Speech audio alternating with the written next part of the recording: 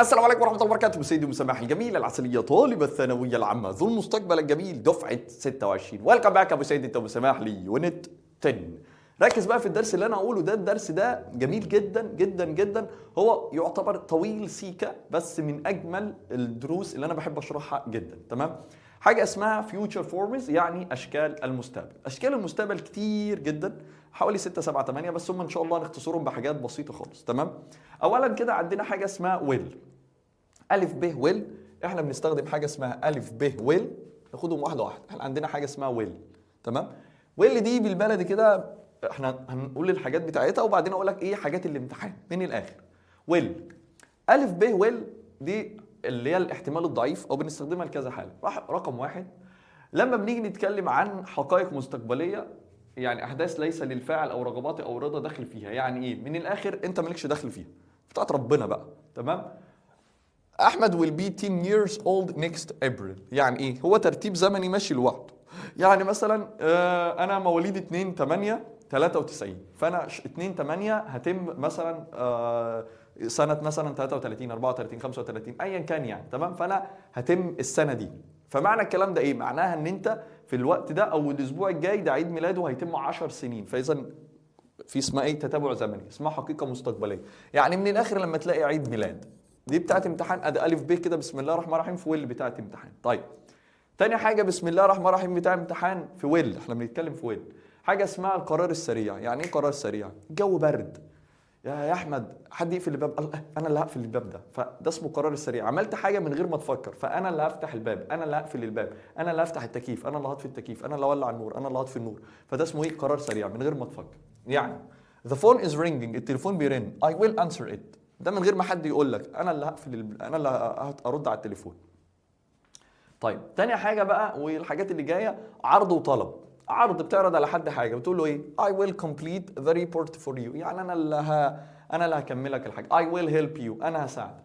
في نفس الوقت will you have a coffee، انت بتعرض على حد حاجه، عايز قهوه؟ تشرب شاي؟ تشرب شاي؟ will you have some coffee؟ تمام؟ وهكذا.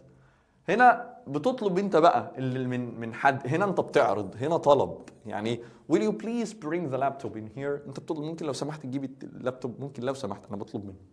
طيب تهديد، بتقول للواحد stop wasting your time or I will punish you، بطل تضيع وقتك والا هعاقبك. النبره هنا نبره ايه؟ نبره تهديد. الثالثه بقى والحاجات اللي جايه حالات اف الاولى. حاله اف الاولى بتبقى مضارع بسيط، الناحيه الثانيه will والمصدر. طيب تعالى برضه عندنا حاجه اسمها البروميس. لما تلاقي بروميس غير لما تلاقي بروميسد. بروميس بتبقى تو او الويل، بروميسد بتبقى وود. يعني مش فاهم. when you pass the exam successful I will take you one كذا. النبره كلها نبره بروميس. نبره ايه؟ نبره وعد. فين؟ ما فيش كلمه بروميس، بس النبره بتقول ان دي نبره وعد، فبناء عليه خدت ويل. تمام؟ طيب I promise to buy أو I promise I will buy، إنما promised I would buy. ماشي؟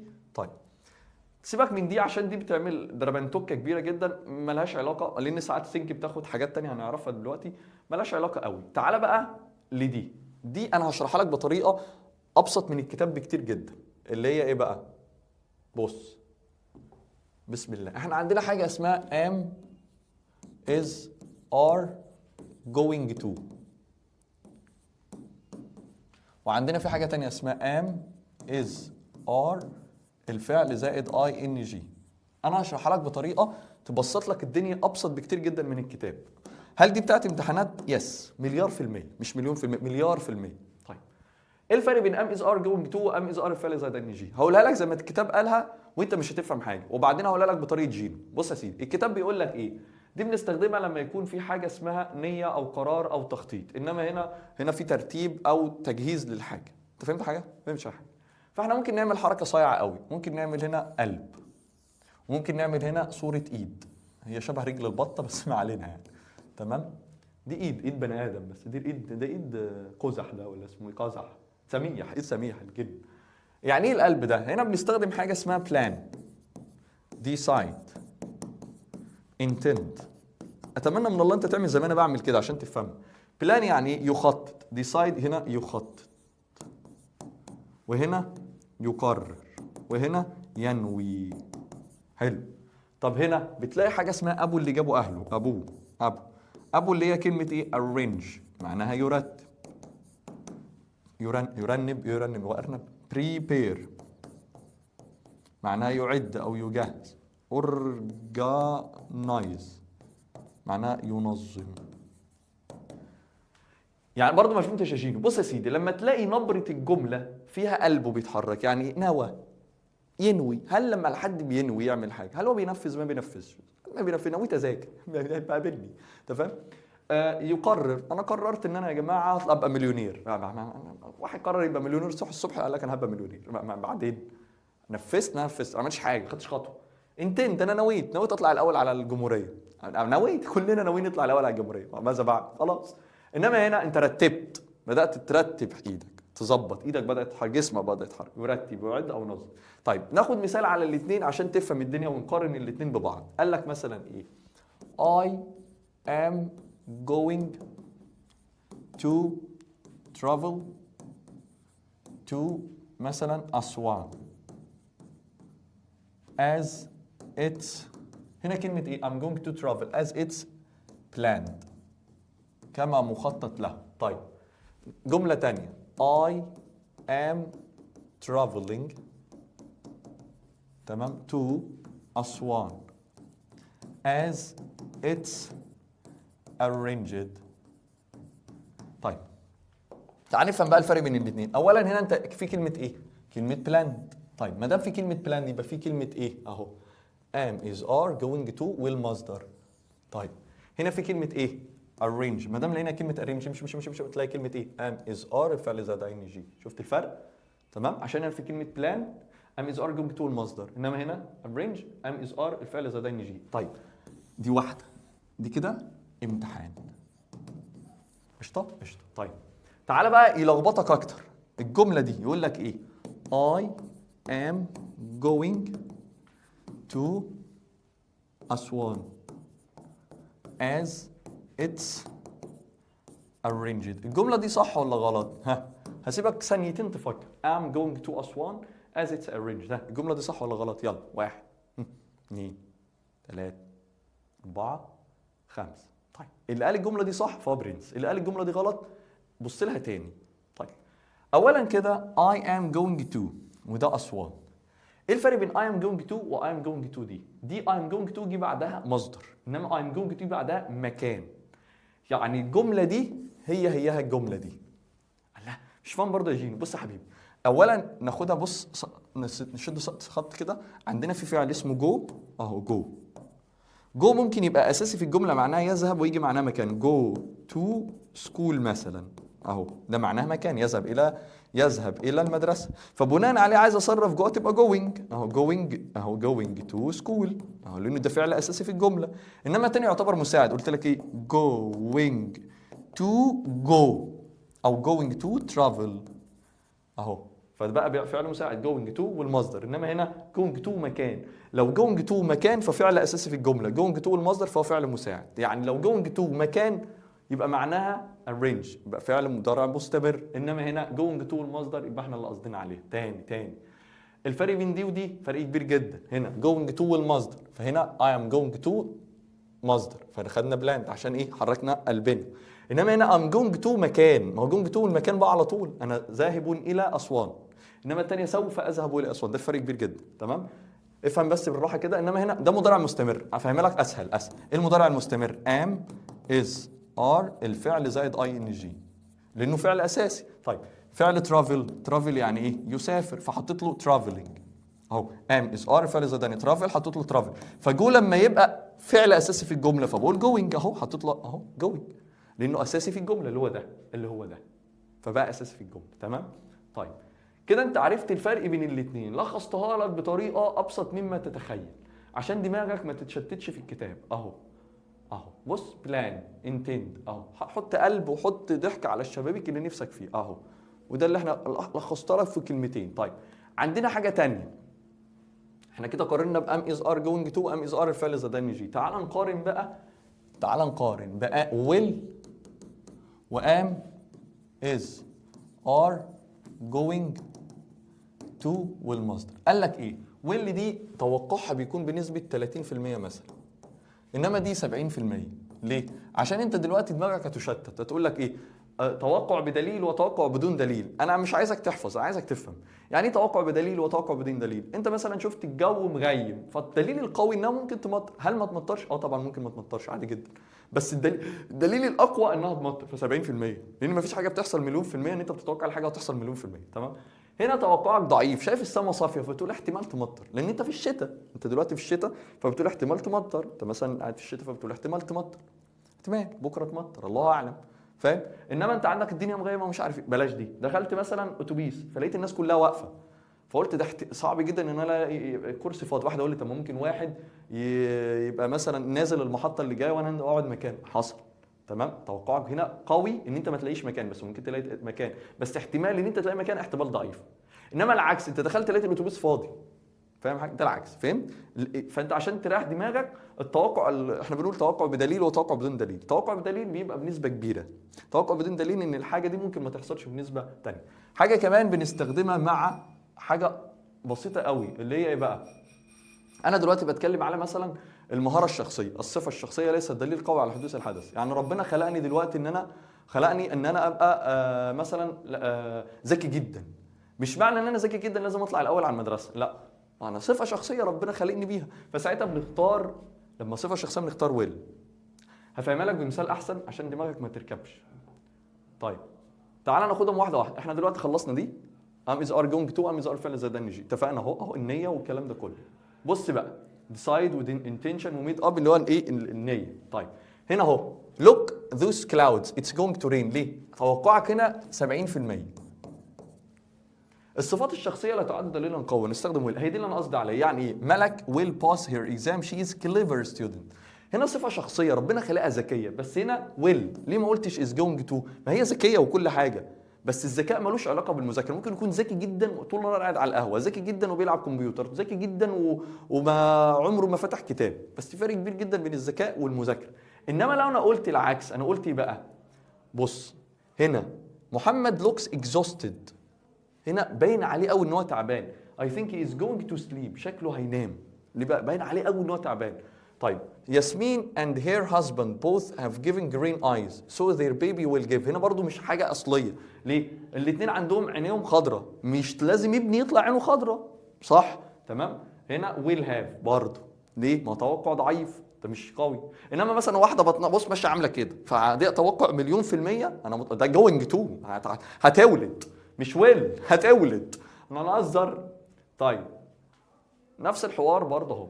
بص قال لك في شويه كلمات دلالات واتش اوت، لوك اوت، بي كيرفول، بنستخدمها ان الحاجه على وشك، ما خلاص احتمال كبير تقع. 70% اهو.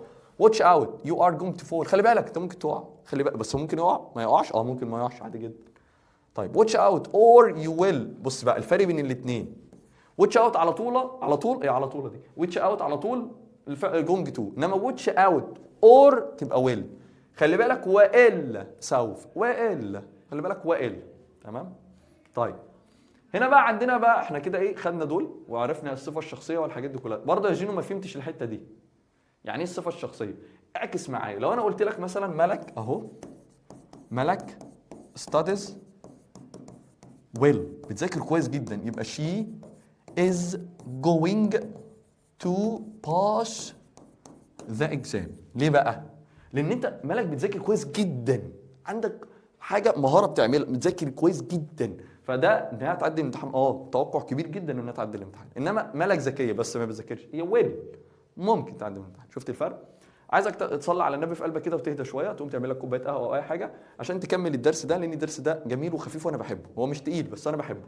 لسه قدامنا بقى الفيوتشر كونتينوس، وعندنا حاجه كمان اسمها الفيوتشر بيرفكت و بريزنت كونتينوس، ولفه طويله كده يا فندم حضرتك. ده اللي احنا خدناه اهو، وهناخد البريزنت سيمبل. حاجات بسيطه خالص وهقول لك الفرق بينهم دلوقتي. تمام؟ يلا خد لك هدنه كده وتعالى لي يا ابو سعيد.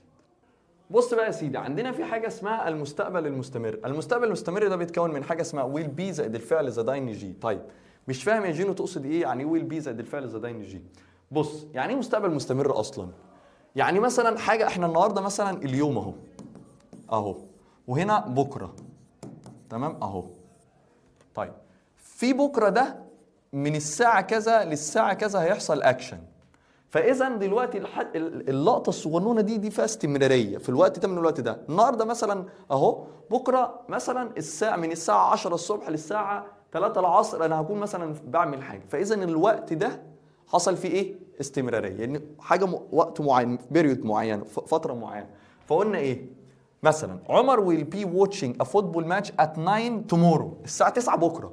هو قال بكره بس حددها لك، فاستخدمنا will be زي الفعل زي يجي. مثلا this time tomorrow في الوقت ده بكره، ودوس قوي على كلمه this time. this time tomorrow سما will be traveling to Cairo، يعني في الوقت ده بكره، نفس الوقت ده بكره هتكون بتسافر. فهمت؟ ماشي. يعني يبقى كلمه this time دي بنستخدم تعبير عن حدث سيستمر فتره مستقبل. يعني the manager will be interviewing some applicants for 3 to 5 tomorrow، يعني بكره المدير هيعمل مقابله شخصيه مع المتقدمين الابليكنتس من الساعه 3 للساعه 5، لانه ايه؟ اهي مستمر ويل بي. عد معايا برضو نفس الحوار. في 10 سنين من دلوقتي كتير من الناس هتعيش في مدن ويل بي ليفنج. ليه؟ قال لك في 10 سنين من دلوقتي، يعني لسه بقى كل ده 10 سنين من السنه دي كمان 10 سنين، كل ده مستمر. طيب دي من اكتر الجمل الجدليه الموجوده في الامتحانات ثانويه عامه ده هي. تمام؟ من اكتر الجمل اللي ممكن تشوفها في امتحان وانا حاطط رجل على رجل بقول لك هتيجي في الامتحان وخدني سكرين شوت. مليار في المية. ايه الجمله الجدليه؟ بص يا سيدي، لما تلاقي كلمه ايه؟ تمام؟ العيال كانوا بتنعر بره فلازم اشوف في ايه، مش عارفين نركز في الدرس يا جدعان. جايبين شويه سويت شيرتات جديده ففرحانين بيها فبيجعروا بره. لا اله الا الله. المهم خلينا بس في الجملتين دول. انا لازم افصل التصوير عشان اقول لهم والله، يعني انها جملتين انا بحبهم وبشوفهم كتير في الامتحانات. بص يا سيدي، عشان افهمها لك، اولا الجمله نقراها وبعدين تعمل افهمها لك. I can't go to the club next Friday هي نفس الجمله because I will be planting some trees او because I'm planting some trees. تعال افهمها لك. بص، لما اجي انا اقول لك انا مش قادر اقابلك بكره، ده دليل على ايه؟ يبقى انا مرتب حاجه، ومعنى ان انا مرتب حاجه يبقى ايه؟ شطوره. افتكر arrange ايدي. arrange اللي هي ايه؟ arrange prepare organize اللي هي ام از ار فعل زي جي. كده انت فل. فمعنى ان انا اقول لك انا مش هقدر اقابلك بكره، مش هقدر اقابلك السنه الجايه، مش هقدر اقابلك الاسبوع الجاي، اي بدنجان، يبقى انا مرتب حاجه في دماغي اهي. لما قال له I can't go to the club next Friday انا مش هقدر اجي النادي الجمعه الجايه. ليه؟ اهو I am planting، عشان هنا في ايه؟ ايده اتحركت. افتكر الجمله دي مهمه جدا. I can't go انا مش هقدر اروح، I can't meet you انا مش هقدر اقابلك. فبنستخدم معاهم حاجتين اتنين، يا ام از ار الفعل زي جي، يا ويل بي والفعل زي جي. اكتب جنبها امتحان وانا حاطط رجل على رجل. تمام؟ تمام. ماشي يا شباب؟ بنستخدم معاها ويل بي زائد الفعل زي جي او ام از ار الفعل زي جي، واحنا بنحل هنشوف الكلام ده كله برده كويس. طيب طلب مهذب will you مش بتاع امتحان او will you be using your camera برضه. when you return home I will be preparing برضه عاديه. تمام. هنا نستخدم may بدلا من will احداث عدم التاكد، انا مش متاكد. يقول لك مثلا وين منا لما تبقى 20 سنه شيء مي بي studying medicine، ممكن تدرس طب. طيب تعالى برضه هنا بص بقى، لاحظ يمكن استخدام المستقبل التام وازمنه اخرى مع تعبيرات زمنيه تستقبليه بتبدا بحروف جر او ظروف. مش فاهم.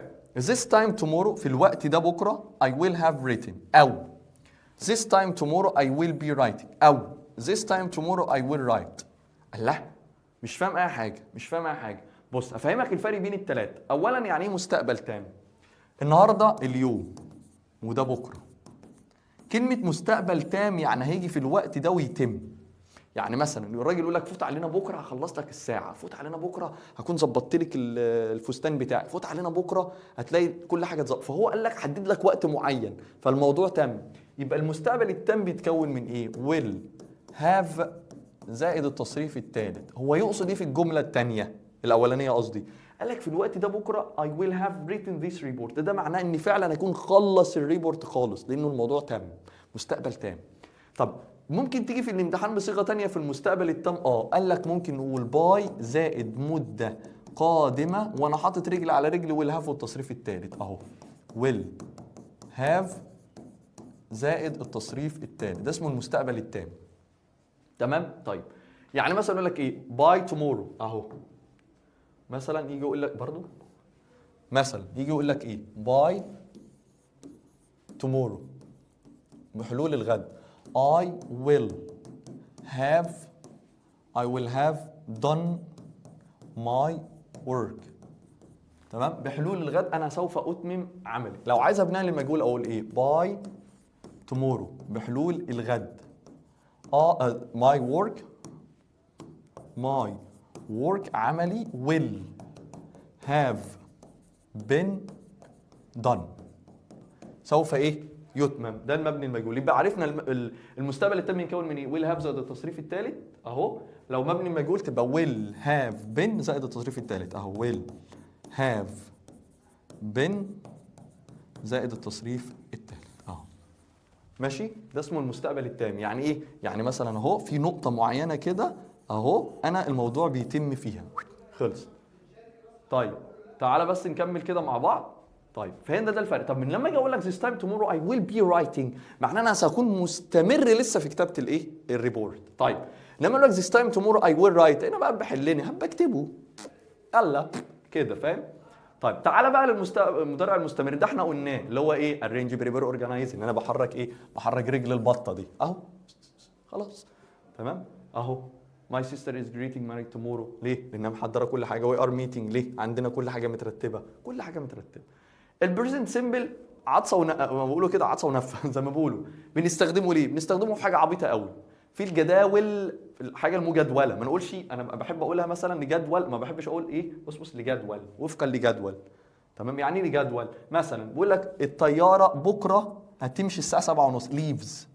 المضارع المستمر بنعمل ايه؟ المفرد ما بنحطلوش، الجمع ما بنحطلوش حاجه، المفرد بنحط له SES IES. طبعا انت حفظتها، ما انت موجوده عندك في المنهج.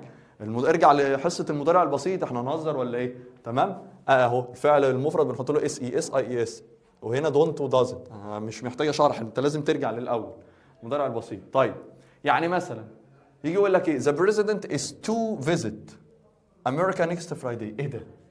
ايه is to دي؟ ايه is to ده؟ انا اول مره اسمع عنها. ايه is to دي؟ حاجه اسمها اللي هي have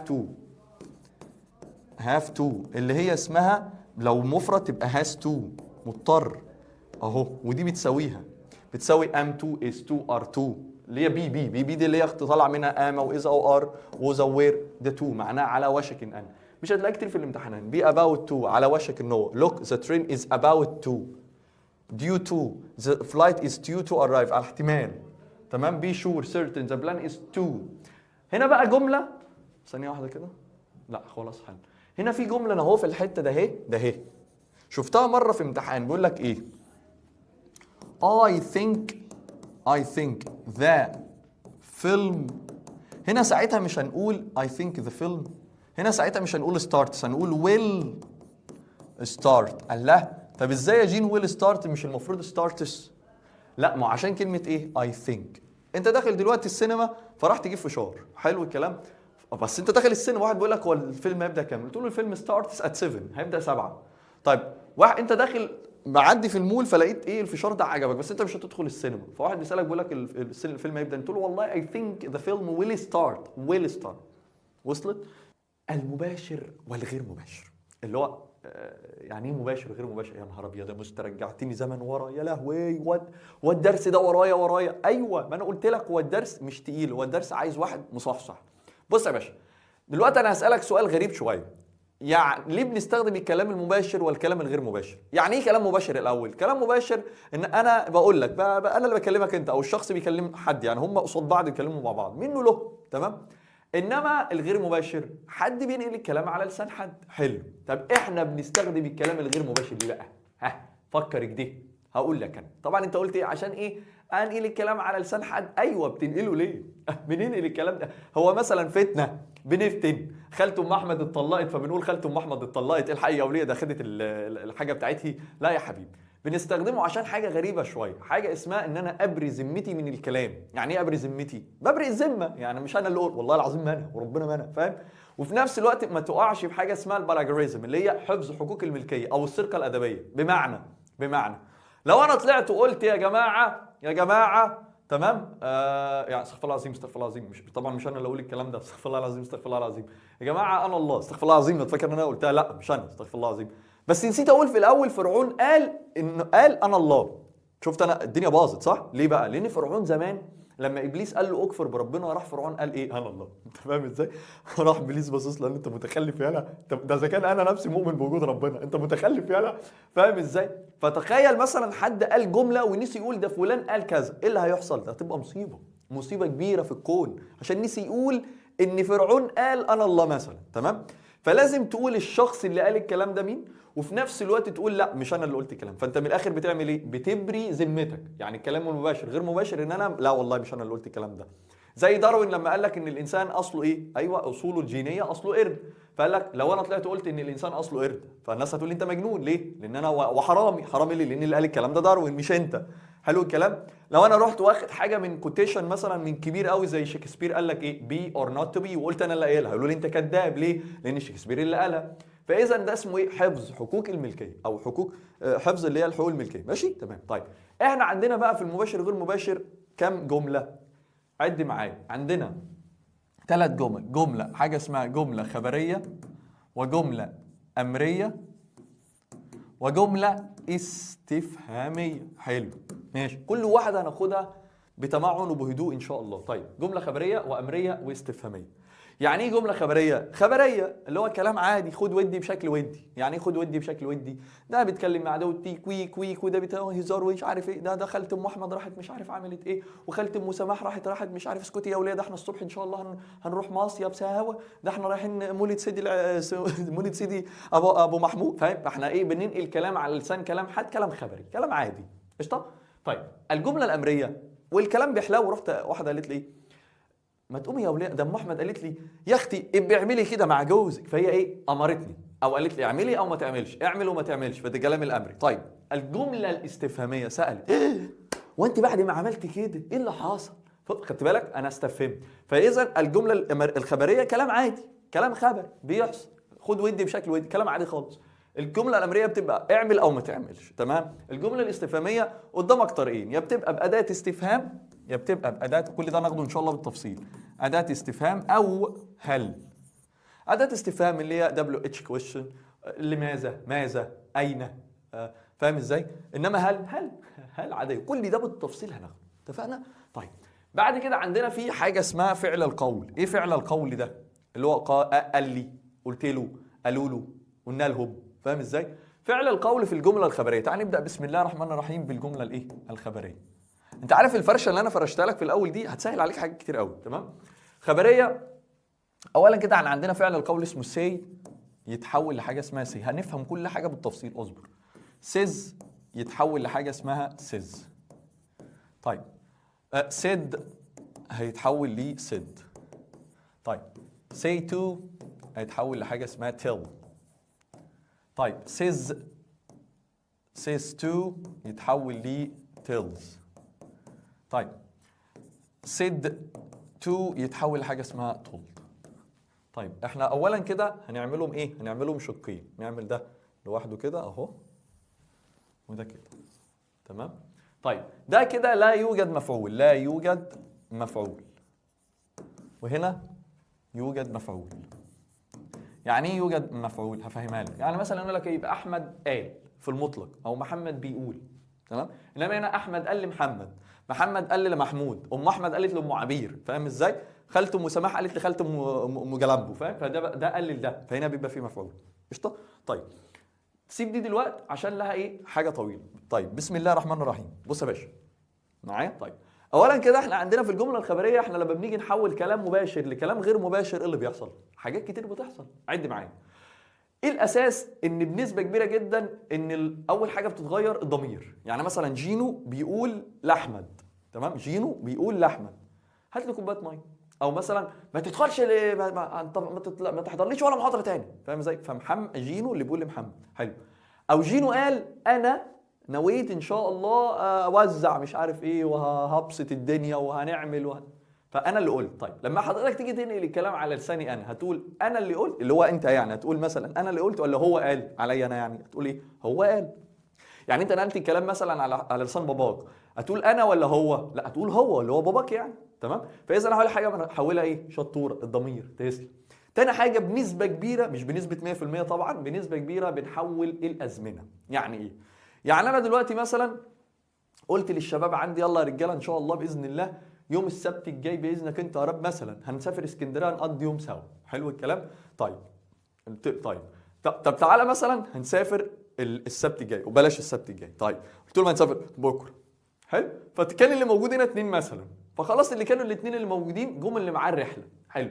جينا بعدها باسبوع حد نقل الكلام على لساننا، هيقول بكره ولا يقول اليوم اللي بعده؟ ما هو طبعا بكره بالنسبه لي انا وهم الثلاثه مش بكره بالنسبه للكلام مثلا اللي عبده نقله لاي حد تاني ما كانش حاضر القعده. فهمت؟ فانا قلت لهم بكره اللي هو بكره، فطبعا لما جه نقل الكلام هيقول لك ده جين وقال لينا ان احنا هنروح اسكندريه تاني يوم لما الكلام يتقال، تاني يوم بقى خلاص بقى في يوم تاني بقى غير بكره بقى اللي هو بكره. فهمتوا كده؟ فاذا اول حاجه بنغيرها بنسبه كبيره جدا بل بيكاد يكون 100% الضمائر. تاني حاجه الازمنه بس مش بنسبه 100%، بتكون بنسبه كبيره. تمام؟ طيب تعالوا ناخدهم واحده واحده كده ونمشي مع بعضين. اولا كده مثلا لما نكون مثلا بننقل الكلام في خلينا في المستقبل، قال لك مثلا ايه؟ ده انا هعرفكم باسمي جينو سيد قال اهو اي ويل. كل ده مكتوب عندك في الكتاب وكل حاجه بالتحويلات بكل حاجه، مش سايبك في حاجه، بس هنمشي واحده واحده. جينو سيد اي ويل مثلا، بحب ادي المثال ده travel to اسوان عشان انا بحب اسوان جدا. اسوان tomorrow. حلو اهو ماشي. وين القوم؟ جينو سيد I will travel to أسوان tomorrow. أنا عايز أنقل الكلام دي لو جات لك هتجي لك مثلا في الامتحان مثلا إزاي؟ هتجي لك كأنها هنا لو جات لك ريرايت، لو بعيد الشر جالك ريرايت، أو مثلا يروح حاطط لك كده يقول لك ست أو أقالة مثلا.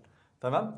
فتعالى نحولها مع بعض، أو مثلا نجيب لك 4 أسئلة مع بعض يقول لك أنهي واحدة فيهم الاستراكشر بتاعها صح. تمام؟ طيب يعني أنت كده لازم تتعود على كل الأسئلة دي. جينو said I will travel to أسوان tomorrow. اوكي تعال نشوفها بقى بسم الله اهو. هنقول عادي جدا جينو سيد. تعال بقى اول حاجه بنبص عليها في الجمله بنشوفهم، بنشوف الجمل اللي هم 3 انواع. احنا اتفقنا الجمل كام نوع؟ 3 اللي هم عندنا خبريه وامريه وايه واستفهاميه. خبريه وامريه واستفهاميه. خبريه وامريه واستفهاميه. طيب الجمله دي ايه؟ يقول لك انا هسافر بكره لاسوان. جمله انا هسافر، هل فيها امر حد؟ لا. هل فيها استفهام؟ لا. فاذا هي جمله ايه؟ شطوره، جمله خبريه. ما دام جمله خبريه حضرتك بس ايه بنعمل حاجه يعني بسيطه شويه كده، احنا بنربط بحاجه اسمها ذات. نقول ايه بقى؟ جينو سيد. حلو. انا عملت ايه؟ انا نيلت ايه؟ ارجع تاني ولا جينو سيد. نسيت السبوره بتاعتي بتتكلم بتفاقي اصلا. جينو سيد. حلو. اول حاجه احنا بنعملها، شايف دي وشايف ده، دول علامات التنصيص اهو، عايزك تحذفهم. ده اللي بيفرق المباشر والغير مباشر حاجتين 2. تاني اللي بيفرق المباشر والغير مباشر حاجتين 2. اولا الكوتيشن ماركس، تاني حاجه الكوما اللي بتيجي بعد فعل القول. تاني لو فعل القول خبري، لانها بتيجي في نماذج كتير جدا وموجوده في كل حته، لو فعل القول الجمله خبريه يجي كوما سواء بعدها او قبلها لو هي جمله خبريه. فاول حاجه احنا بنحذفها، نحذف علامات التنصيص والكوما اعتبارها برده مش موجود، ونربط بحاجه اسمها ذات لو الجمله خبريه. جينو سيد ذات. يا عم امسحها شكلها وحش. ذات. حلو. طيب اي جينو اللي بيقول، لما اجي اقول اي انا ولا هو؟ شطور اقول هو، فاقول جينو سيد ذات. ايوه. اي هتبقى ايه؟ هي.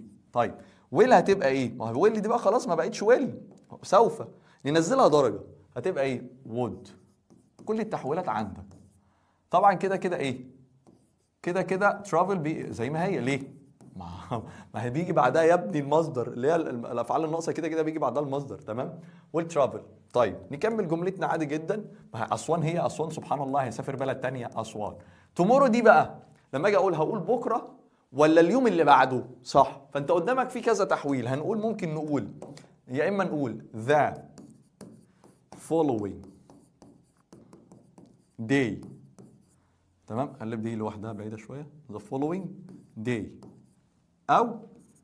او ممكن اقول the next day، او ممكن اقول the day after. كل ده صح، كل ده بيحل محل كلمه tomorrow، يعني دي او دي او دي. فاقول ايه؟ جينو said that he would travel to أسوان the following day او the next day او the day after. كل ده اللي حولناه. نقول مين تاني؟ اول حاجه احنا عملناها ايه؟ حددنا نوع الجمله، شفناها هل هي جمله ايه؟ خبريه. حلو. ما دام جمله خبريه نعمل ايه؟ اول حاجه نحذف الكوتيشن ماركس. يلا بسم الله الرحمن الرحيم، حذفناها. حذفنا الكوما زي الفل. بالصلاه على النبي جمله خبريه بنربط بايه؟ بذات، وممكن تشيلها عادي مش هتفرق معانا ولا هكخه ملهاش لازمه. جينو سيد ذات اي هتبقى ايه؟ لو ولد يبقى هي، لو بنت اكيد هتبقى شي. انت بتفكر. طب شي.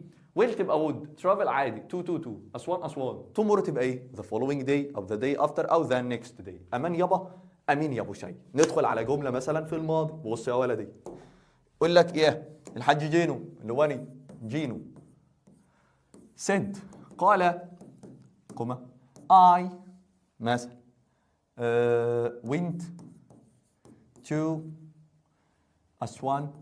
أنا والله كنت في أسوان. هو بيقول كده yesterday يا عم هاشم. طن. طيب المرة دي الجملة اختلفت بقت في الماضي. هنعمل إيه؟ هنقول جين عادي، سيد زي الفل. قلنا نعمل إيه؟ شطورة.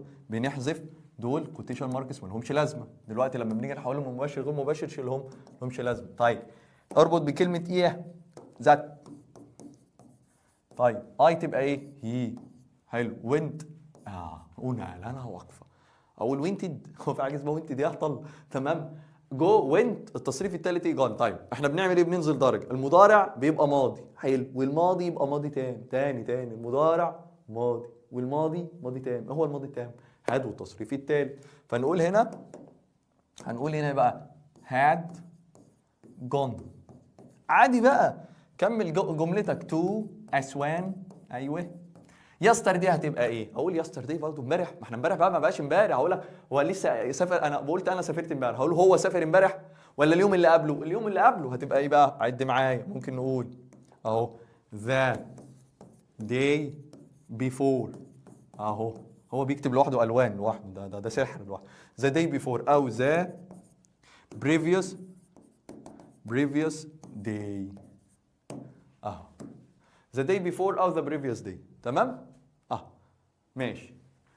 the day before او the previous day. ماشي. اهو نقولها من تاني. جينو سيد ذات ليه ذات؟ عشان دي جمله خبريه وانا ربطنا بيه. اي تبقى هي، ولد تبقى هي، بنت تبقى هي. شي شطوره. وانت المضارع يبقى ماضي، الماضي يبقى ماضي تام، وهكذا. تو اسوان عايزه الفل. yesterday تبقى اسمها ايه؟ the day before او the previous day. طيب ما تيجي ناخد جمله في المضارع وبعدين نشوف الكتاب بيقول ايه. ناخد جمله في المضارع بتقول لك ايه؟ بلاش بقى نقول جينو عشان غلط. تمام. مستر جينو جينو سيد قال I am doing my work now. حلو. يلا ها جملة ايه؟ شطورة. جملة خبرية. يبقى معلم جينو سيد قال. أول حاجة نعملها شايف دي؟ يلا من نفس اللون أهو. دي كمان ونربط بكلمة ايه؟ ذات. شطورة. ذات اي تبقى ايه؟ هي. ام دوينج. احنا قلنا المضارع يبقى ايه؟ ماضي. الام ما هو ماضي اي ام. عايز اخليها ماضي تبقى ايه؟ ووز. شطورة. هي ووز دوينج. ماشي. ثواني برضه دي ماي. ما انا بقول انا بعمل واجبي او شغلي. تمام. فاقول هو يعمل شغلي ولا شغله تبقى ايه؟ ماي تبقى هيز. ورك زي ما هي. طيب كلمة ناو دي بقى تتحول ليه؟ لحاجة اسمها then. ساعتها. then دي معناها ساعتها. تمام. كان بيعمل الواجب ساعتها او كان بيعمل شغله ساعتها. هو قال ان هو كان بيعمل الواجب ساعتها. انا هنا بقول ايه؟ انا كنت بعمل واجب دلوقتي او بعمل شغلي دلوقتي. فلما جاني للكلام اقول ايه؟ هو كان بيعمل شغله ساعتها. فساعتها ليه ايه؟ then او منذ ذلك الايه؟ الحين يا ابو سيد. طب تعالى ندخل بقى على الايه؟ على التاني بقى. في حاجات تانية شويه كده بتاعت الامتحانات. من الاخر سكه ودغري. تمام. اللي انا قلته ده هو ده الاساس، ده البيسك، ده اللي بيجي لك منه الامتحان. بس في حاجات اتقل. في حاجات اتقل زي ايه؟ احنا اتعودنا احنا بنغير الضمير نغير الزمن. بس في حاجه غريبه شويه. امتى اصلا الحاجات دي بتيجي في الامتحان بقى؟ وامتى ما غيرش الزمن؟ ايه ده؟ هو ينفع ما غيرش الزمن يا زينو؟ يعني ينفع اخلي الجمله زي دي زي ما هي؟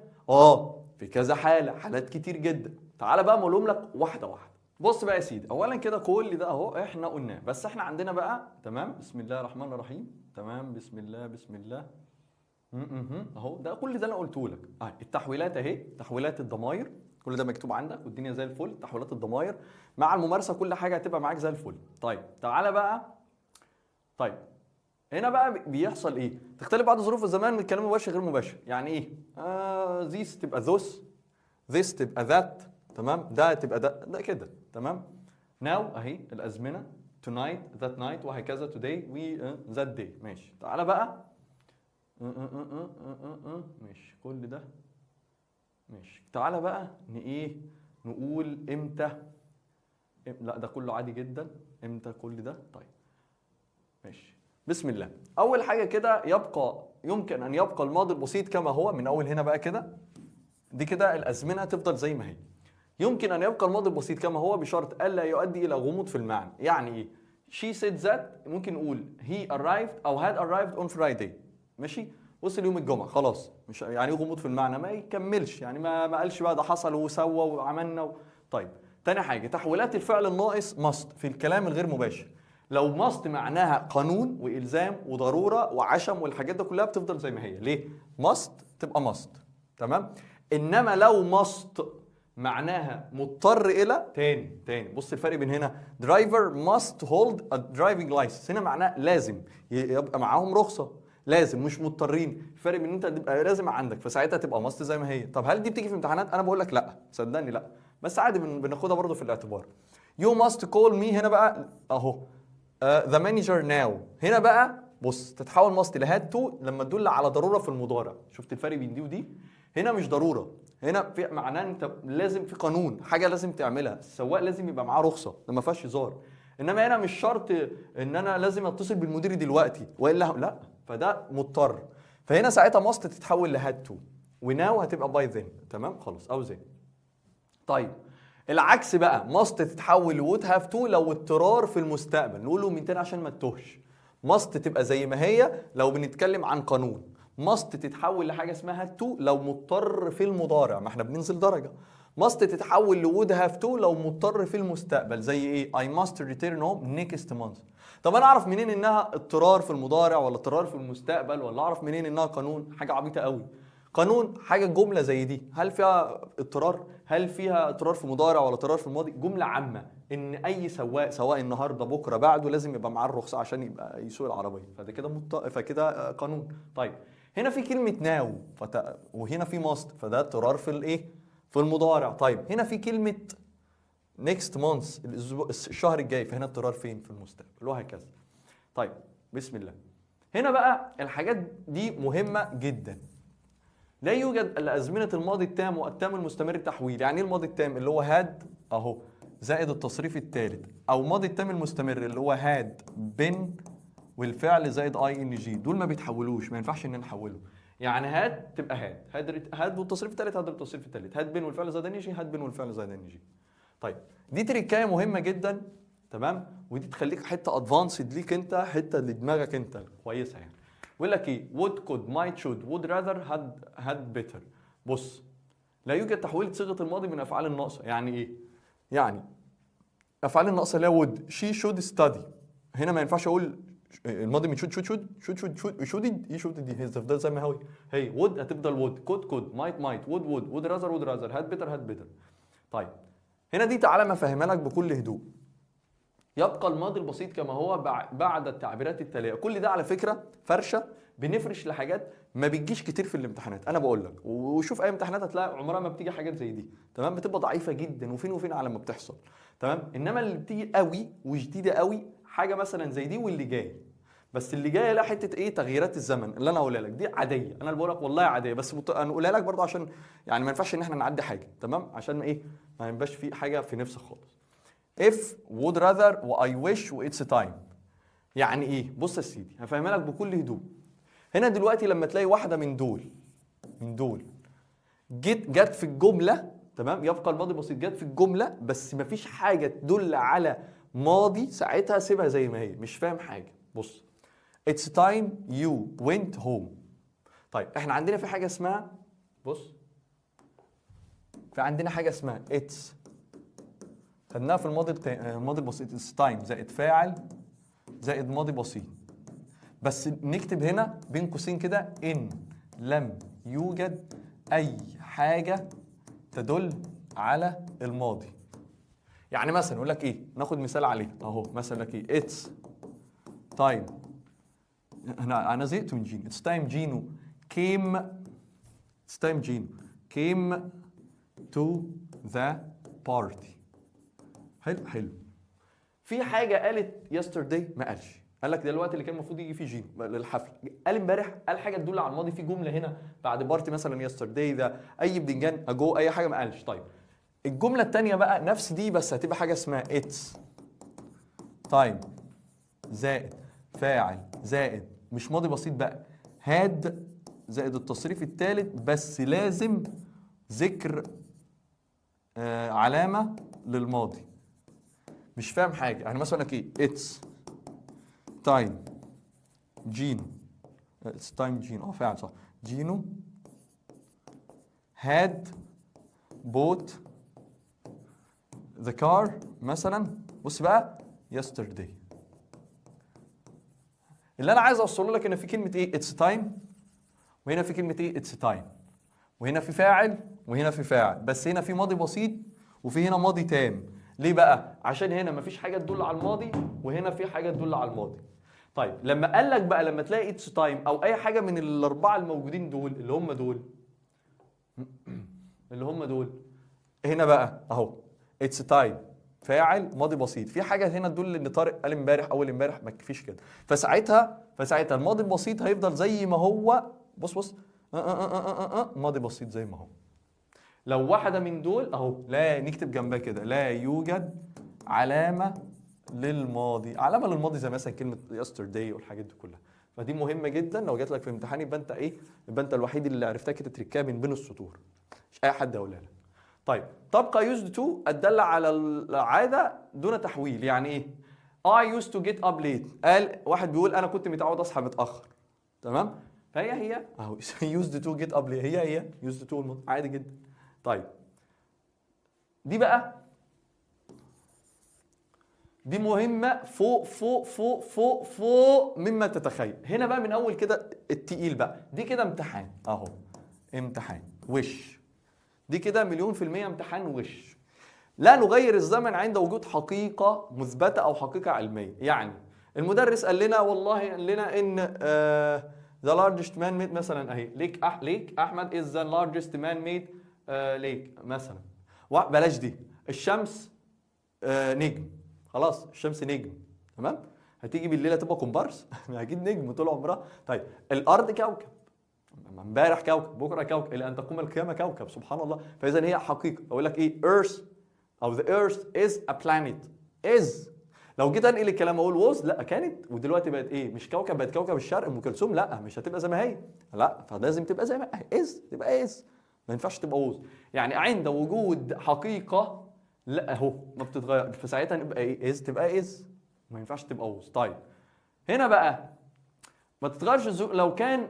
ودي برضو تاني واحدة نكتب جنبها امتحان وش الوش اهو من دلوقتي بقول لك امتحان وش الوش امتحان جدا امتحان ايوه امتحان جامد. تمام ايوه ما بنغيرش الزمن في تاني حاجة. يعني احنا كده عرفنا ان اتنين اهمت مهمين جدا. رقم واحد عند وجود ايه شطورة لما يكون حاجة حقيقة علمية او حقيقة مثبتة او حقيقة موجودة. تاني حاجة لما يكون الكلام منقول في نفس الوقت. مش فاهم حاجة. يعني مثلا انا قلت لهم يا رجالة ان شاء الله بكره رايحين اسكندريه. حلو الكلام. فالواد في ثانيه راح طالع بره الاستوديو يا جماعه جينو لسه قايل حالا ان احنا بكره هنروح اسكندريه. هو لسه نقل الكلام حالا طازه موحوح سخن كده طالع من الفرن موحوح. فتمام فهو بكره بالنسبه لي هو بكره بالنسبه له خلاص لانه نقلنا بكلام في نفس الوقت. بنعرفها منين يا حاج جينو؟ مثلا قال لك ايه 10 مينيت اجو مثلا اهي a moment ago a minute ago a short time ago just now. ودي اكتر واحده هتشوفها حالا. فساعتها قال لك ايه 10 minute ago آية said to me I will call you next Friday. يعني ايه من 10 دقايق قالت لي انها تتصل الجمعه الجايه. فانا رحت ناقل الكلام قلت لهم والله 10 minute ago البت آية told me. هي told me ليه قلت told ما قلت الست؟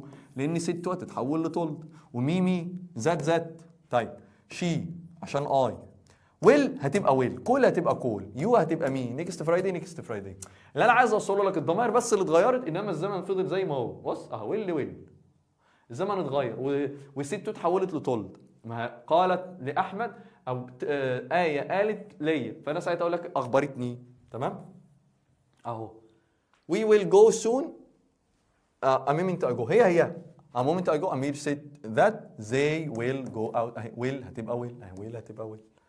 طيب لا تتغير دي برضو تالت واحد نكتب جنبها. دول أشهر أشهر امتحان، أشهر حاجات بتيجي في الامتحانات. دول أشهر حاجات. رقم واحد الأزمنة اسمها الحقيقة. تاني حاجة لما يكون الكلام منقول في نفس الوقت. تالت حاجة لما يكون فعل القول مضارع. هفهمك بقى ده اللي أنا كنت عينها لك من شوية عشان أفهمها لك. بص يا عم الحاج، احنا لما جينا عملنا أفعال القول رحت أعملهم لك كده. ده كده فعل قوله ماضي، واللي فوق فعل قوله مضارع. سي يبقى سي، سيز سي مع الجمع تبقى تيل، سيز تو تبقى تيلز. طيب يعني ايه فعل القول مضارع؟ مش فاهم برضه. تقصد ايه يا عم جينو بالكلام ده؟ بص يا حبيبي، اولا فعل القول مضارع يعني مضارع اصلا. مضارع البسيط ده او عموما يعني حاجه بتتكرر كل مره. انا النهارده مثلا بحب القهوه، بكره بحب القهوه، امبارح بحب القهوه. فاذا دايما بقول انا بحب القهوه لان المضارع البسيط احنا خدناه عموما بيتكلم عن ايه؟ عموما افتكروا كده 3 حاجات: عاده، حقيقه، مواعيد ثابته، صح؟ او مواعيد مجدوله. بس ال3 بيكمنوا في كلمه واحده الا وهي شطوره، التكرار. مع العاده ان انا متعود اعمل الحاجه دي كل كام يوم فانا بكرر. طيب لو رميت القلم ده دلوقتي اهو وقع، لو انا جبت جاموسه قد دماغك كده هتقع. ليه؟ الجاذبيه، الحاجه بتتكرر. حلو. مجدوله، المواعيد بيتكرر. فاذا المواعيد الثابته ان الحاجه بتتكرر. حلو. فلما اجي انقل الكلام مثلا على لساني انا اقول لك ده جينو بيحب القهوه، جينو دايما بيقول بيحب القهوه، فدايما بيقول، النهارده بيقول، بكره بيقول، بعده بيقول. فلما يكون زمن القول مضارع فساعتها الزمن مش هيتغير. ليه الزمن مش هيتغير؟ لانه بيتكرر اهو. فاحمد مثلا says to me my parents work hard. لما اجي انقل الكلام احمد كل شويه يقول لي والله يا بابا شغال طول النهار. جه بكره قال لي والله يا بابا شغال طول النهار. جه امبارح قال لي والله يا بابا شغال طول النهار. فكل يوم قاعد يقول لي نفس الكلام. لما يكون فعل القول مضارع ساعتها يكون ايه بقى؟ فعل ده اهو ما بنغيروش. تمام؟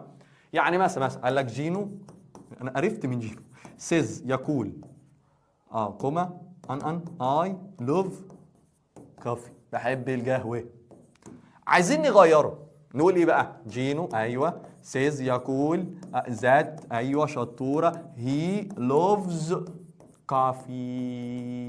كافي انت صدقتوني فكرتوني انا اقوم اعمل كوبايه قهوه. طيب جينو says that he loves coffee، هو بيحب الايه؟ لا بص في كوبايه كلام ده حولنا اي بقت ايه؟ هي لوف بقت لوفز. واحد يقول لي طب ما انت حطيت اس. ده ان يدل ان حضرتك very very very متخلفيشن in English. لماذا؟ ان الفعل المضارع لما يكون جمع ما بنحطش حاجه، مفرد بنحط اس يلا اي لوف، فهي تبقى هي لوفز. يلا انت ضيعت مجهودي اللي انا قاعد اشرحه. يلا طب انا عارف والله يا مستر انت حطيت هنا اشمعنى، ما انت ما غيرت اهو، هنا ما فيش اس وهنا حطيت اس، ما انت قلت مش هيتغير يا ابني. ده ضمير يا حبيبي، اي جمع ساعتها ما تاخدش حاجه، المفرد بيتحط له اس مع المضارع البسيط. فهمت ايه انت يا انت؟ طيب اي لاف كافي تبقى كافي. واحد يقول لي طب ما انت ما غيرتش كافي. ايه هغيرها بايه؟ باسبريسو؟ تشيلنيش يلا. امال هنعمل ايه في الكلام المباشر غير مباشر في الاسئله؟ ده انت هتطلعه عين امي. ما علينا. طيب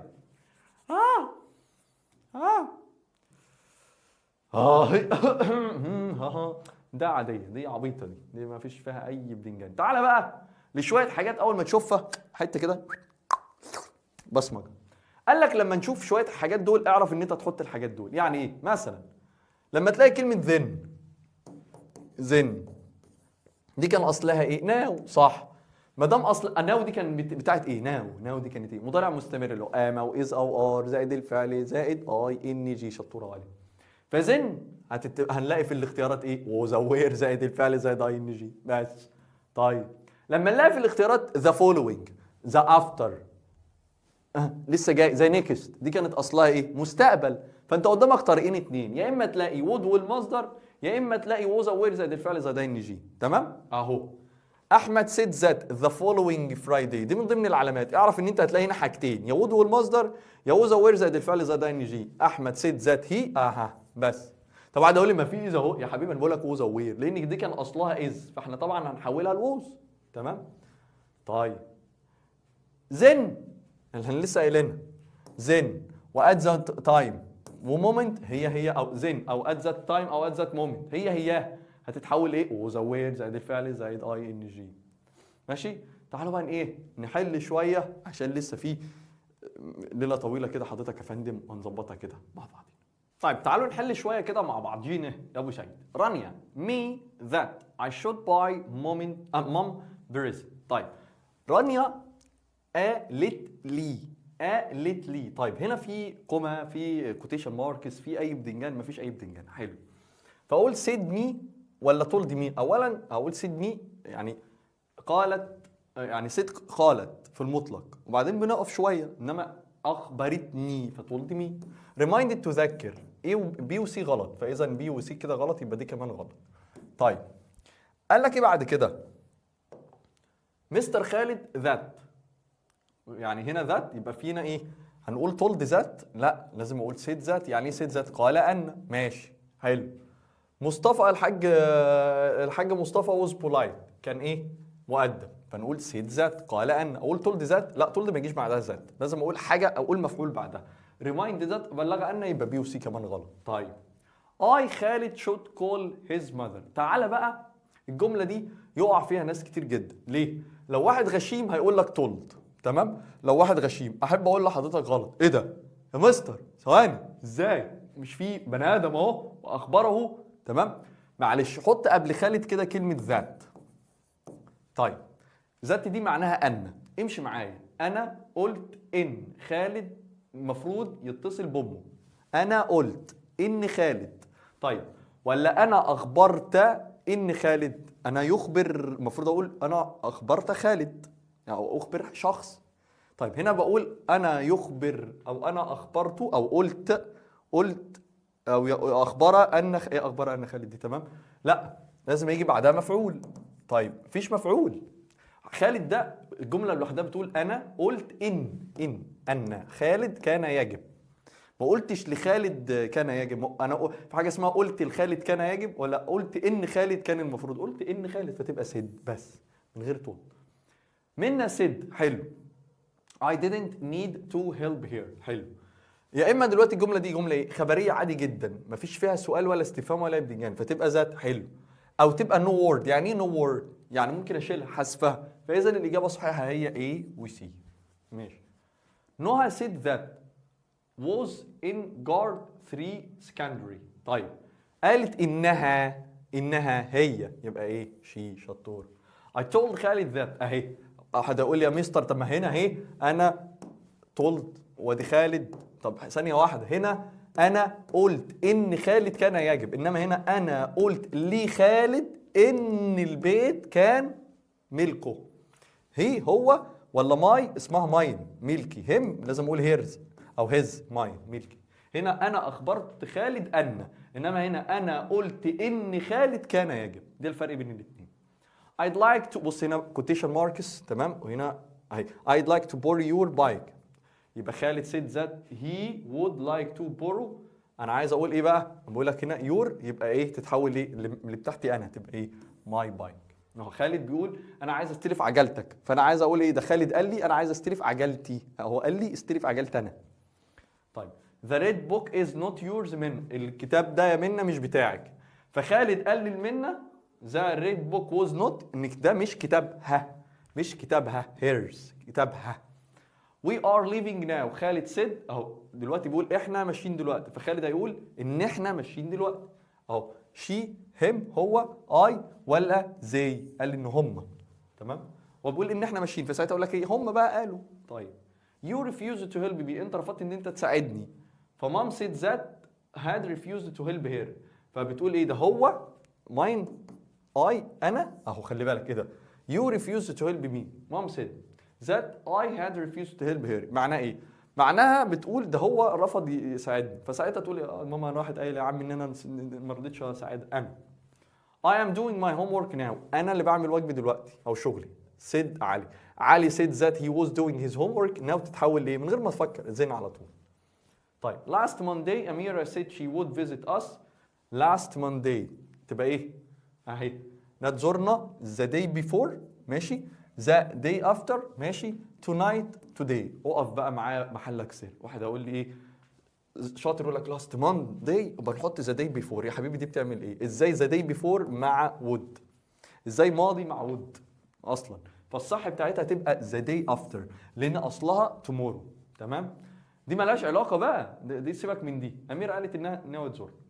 she said that she hadn't called her hadn't بس hadn't والتصريف ثالث. تمام. فدور على حاجه قبلها اهي the week to week ايوه before ماشي to week after earlier ولا A و C. A و C ما هي earlier هي before قبل كده ماشي. خالد said that he didn't go very often. خلي بالك that didn't go ماضي بسيط عادي جدا. here ولا هناك تبقى ايه؟ here تبقى there. طيب خالد said that he didn't come very often. خلي بالك خالد said that he didn't come. خلي بالك go يذهب الى هناك مش come مش هيجي هنا. خلي بالك مش هيجي هنا. ما هو مش هقول يذهب هنا يذهب هناك، انما اقول ايه؟ يجي هنا come here go there. تعالى هنا روح هناك، تعالى هنا روح هناك. تمام. رامي promised. الجملة دي غريبة جدا، من أكتر الجمل الجدلية في ثانوية عامة وفي إعدادية وفي ابتدائية وفي الجامعة وفي الكلية، كل حاجة فيها زربنتية. رامي promised me that. الجملة دي سبحانك يا رب والله العظيم كل ما أشوفها أفتكر ثالثة ثانوي يا عيني، بتوع الغلابة بتوع الدفعة اللي فاتت دي كلها. جت لهم راح لك يا ويل ولا وود جملة زي شبهها كده. رامي promised me that جابت لنا تروما. promised me that he by the following day. خلاص انت حاطط رجل على the following، كان المفروض اقول would او was aware ذات الفعل ذات يجي اهي بس. I am exhausted said ايمان. انا تعبان. فايمان said that exhausted قالت ان هي I am تبقى ايه؟ she was. شطور. We told him that احنا قلنا له that we the day before بس حاجه ماضي تام. هذا اهو يا اما نقول هاد والتصريف الثالث بس هاد بين بليد والتصريف الثالث. ثواني بقى دي نساها ودي نساها. طيب يا اما نقول هاد يا اما هاد بس ثانيه واحده هنا بقى. احنا قلنا له ان احنا لعبنا ولا اتلعبنا؟ لا احنا اللي لعبنا اهو. I had lunch outdoors. ماشي عندي غدا بره.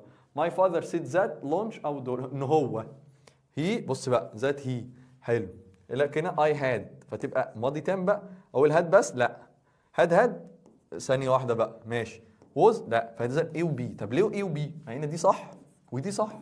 ممكن تبقى ماضي بسيط وماضي تام برضه. ليه؟ لأنه هنا في المجمل عميقة، ما قالش بقى امتى امبارح ولا أول ولا الكلام ده كله. ماشي يا باشا؟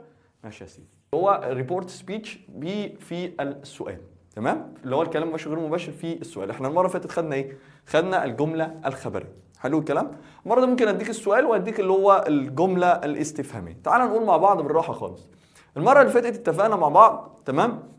وقلنا ايه؟ قلنا الجملة الخبرية كلام عادي خالص بيحصل وزو النو، وقلنا امتى تتحول من مباشر لغير مباشر، وامتى نعرف انها جملة خبرية، وامتى نحول الازمنة وما نحولش الازمنة. كل حاجة خدناها بالتفصيل. حلو الكلام؟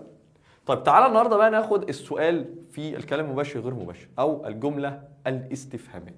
تعالى نشوفها مع بعض كده. بص يا سيدي، اولا كده الجملة الاستفهامية بتنقسم نصين اتنين. نص بيبقى فيه اللي هو أداة استفهام حلو، والنص التاني بيبقى فيه هل.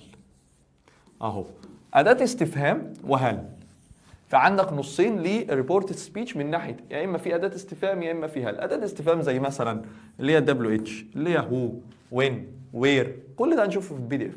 هل كأني بسأل بهل، مثلا بقول لك إيه do am was المهم إنها في الآخر تطلع لك كأنها بقول هل. ماشي. قال لك في أداة الاستفهام لما تكون لما بيكون السؤال فيه أداة استفهام نربط اهو نربط بنفس، هناخد ده كله بالتفصيل ما تخافش، بنفس الأداة. حلو. إنما لما بكون بهل بنربط بحاجتين اتنين، يا إما حاجة اسمها if يا إما حاجة اسمها WHETHER weather. تمام؟ وبقولها من دلوقتي عشان انا عارف في ناس هتتلخبط. يا مستر لو في حد يقدر يتلخبط فيها في ناس بتتلخبط. دي غير دي WEATHER. دي انا عارف ان انت عارف انها طقس، ودي اللي هي الرابطه بتاعت هل. دي بتجي لك في الاختيارات هما الاثنين، فاختار اللي فيها 2 اتش وريح دماغك. دي ما تختارهاش لان دي طقس. طبعا انت مش فاهم اي حاجه خالص. تمام. تعالى ما افهمها لك بقى بكل هدوء في الPDF وفي الكلام ده بالراحه.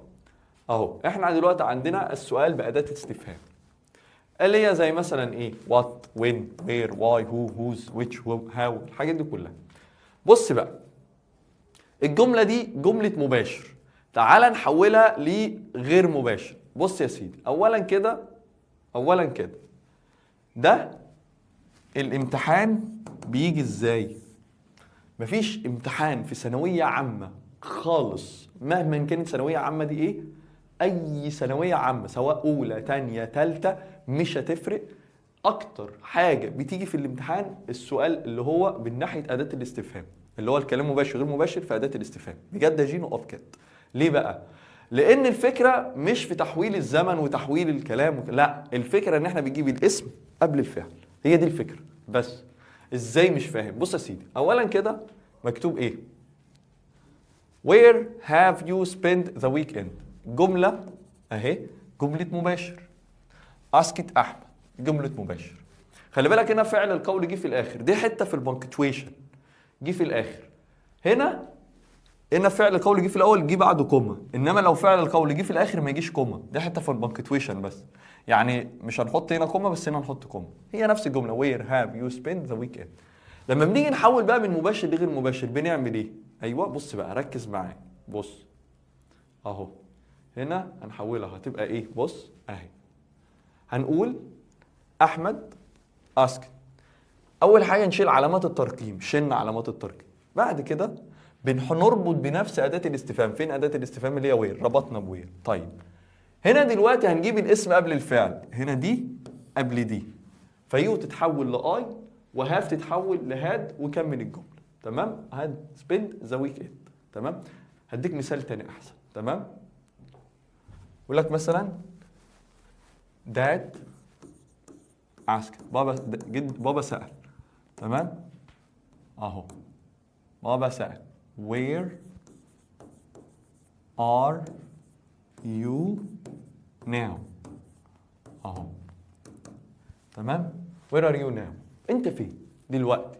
فانا عاوز احول الجمله، اقول ايه؟ داد عادي جدا ask، بابا سأل. طيب هنربط بنفس اداه الاستفهام، ليه؟ لانها هنا دلوقتي اداه الاستفهام، هنربط بايه؟ where اهو where. طيب هنعمل ايه بقى؟ التركايه فين؟ التركايه ان احنا نجيب الاسم قبل الفعل. where I was. ليه was؟ ما احنا قلنا بقى نصيب درجه. now تتحول لحاجه اسمها تحويلات عادي جدا. طيب التركايه بقى الثانيه فين؟ هم في تركتين بس دول الامتحان. علامه الاستفهام دي هتتحول لفول ستوب، مش هتتحول لعلامه استفهام. يبقى اول تركايه الجميله دي اهو، دي التركايه اهي. التركايه الثانيه ان احنا نحول علامه الاستفهام لفول ستوب. تاني احنا دلوقتي شفنا الجمله دي جمله ايه؟ جمله مباشر. حلو.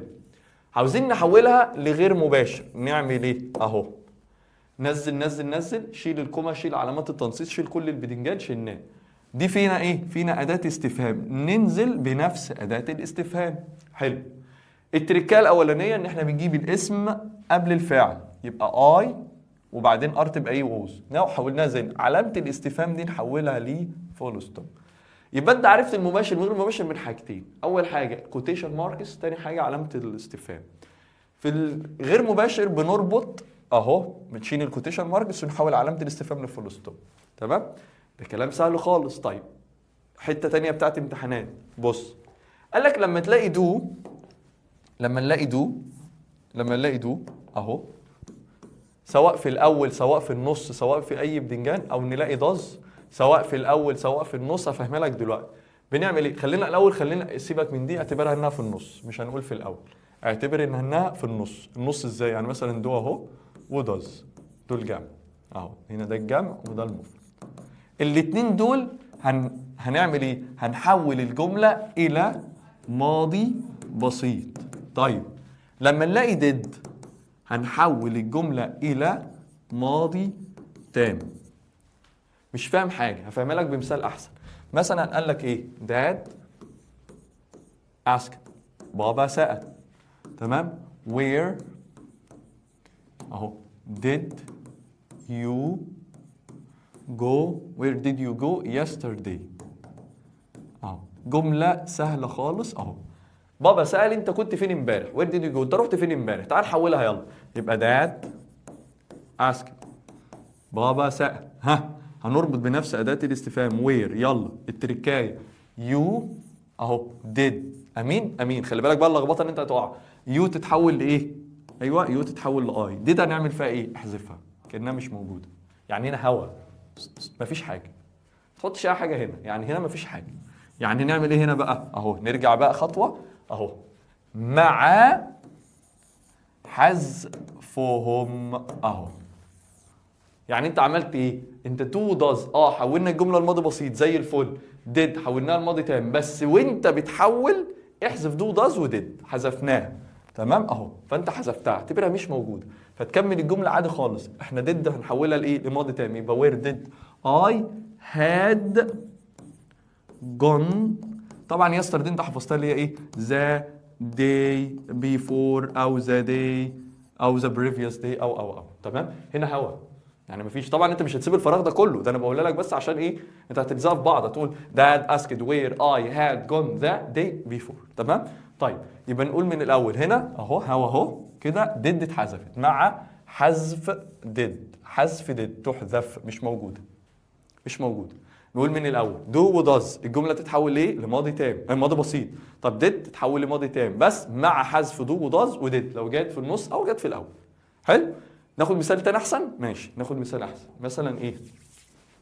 داد نفس الكلام، بابا سأل. داد asked what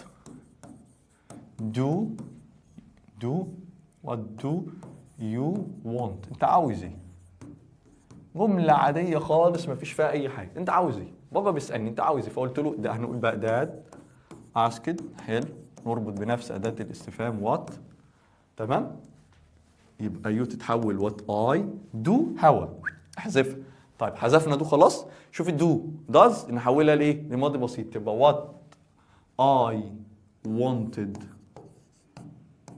تمام. وات اي wanted انا عاوز ايه؟ وات اي wanted بس. حط فول ستوب. هنا احنا حطينا فول ستوب بره. وات اي wanted. Dad asked what I wanted. انا محتاج ايه؟ تمام بس. تمام بس كده. What do you want? What I wanted. طب ليه حاولنا نشيلنا دو؟ خلاص احنا شلناه.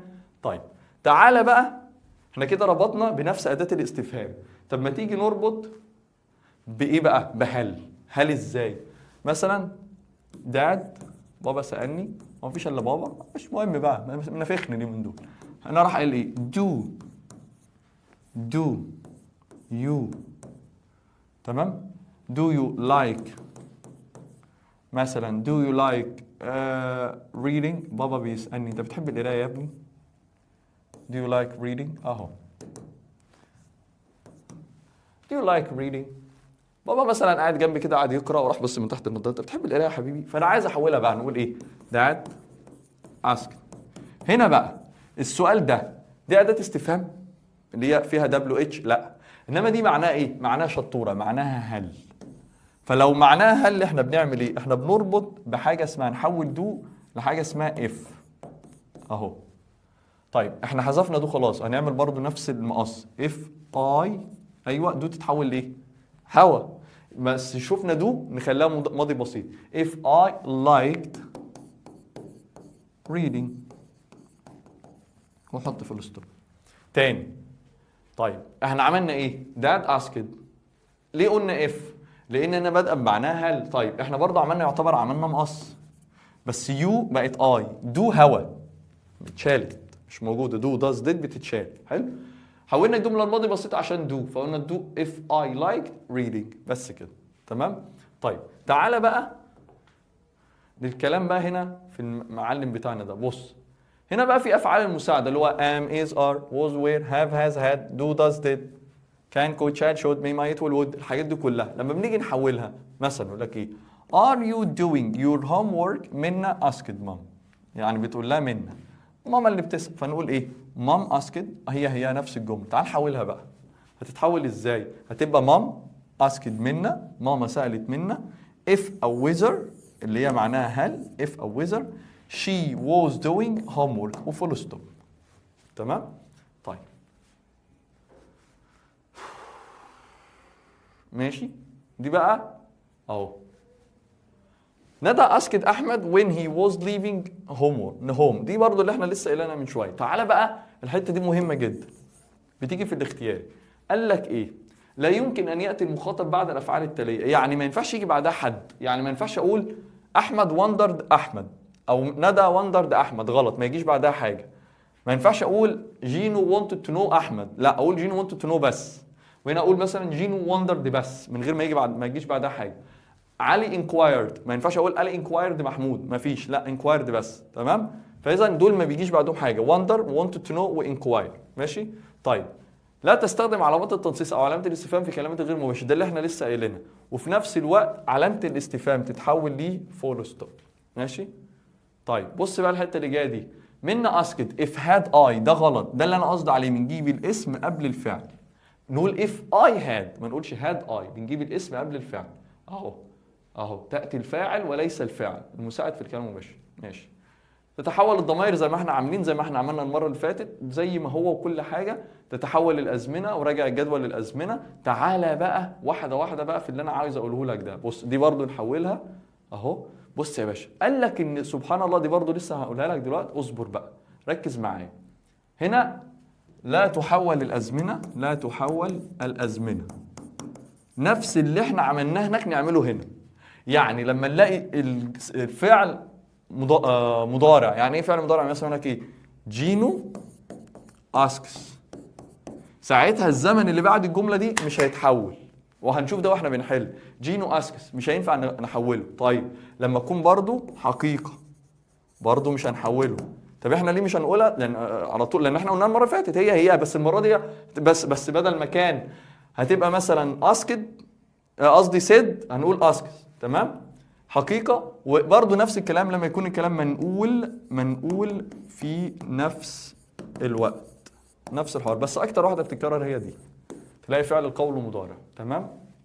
بدل اسكت بتبقى اسكس، هتسيب الجمله زي ما هي، تمام. هي بس مش مكتوبه هنا، بس احنا ايه قلتها لكم برضه، بحيث ان احنا واحنا بنحل تبقى عارف الدنيا ماشيه ازاي، تمام.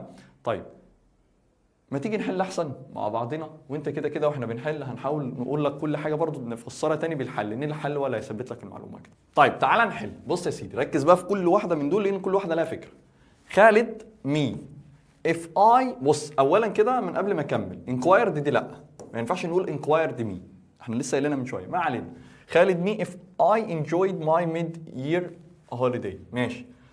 told me قال لي، asked me سالني، تمام. لازم هنا في if معناها هل، فهو اخبرني هل ولا سالني هل؟ سالني، لان ايه وبي غلط، ما ينفعش تقول told معناها قال لي، احنا هنا مش بيقال لي، احنا هنا يسالني. طيب هنا بقى ركز بقى في الحته اللي جايه دي. طيب خالد if I enjoyed my mid-year holiday، الله، ايه الفرق بين اللي فوق ودي؟ بص يا سيدي، اللي فوق بيقول لك ايه؟ ركز، خالد مي if، يعني هنا خالد سألني، asked me يعني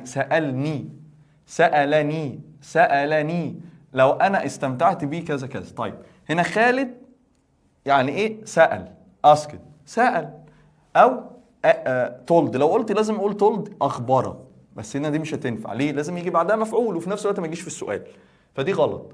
طيب سألني، حلو. inquired سأل، بس ما جاش بعدها حاجه، جه هنا بعدها مفعول ما قالش، فاذا inquired صح. يبقى الاجابه صحيحه بي وسي.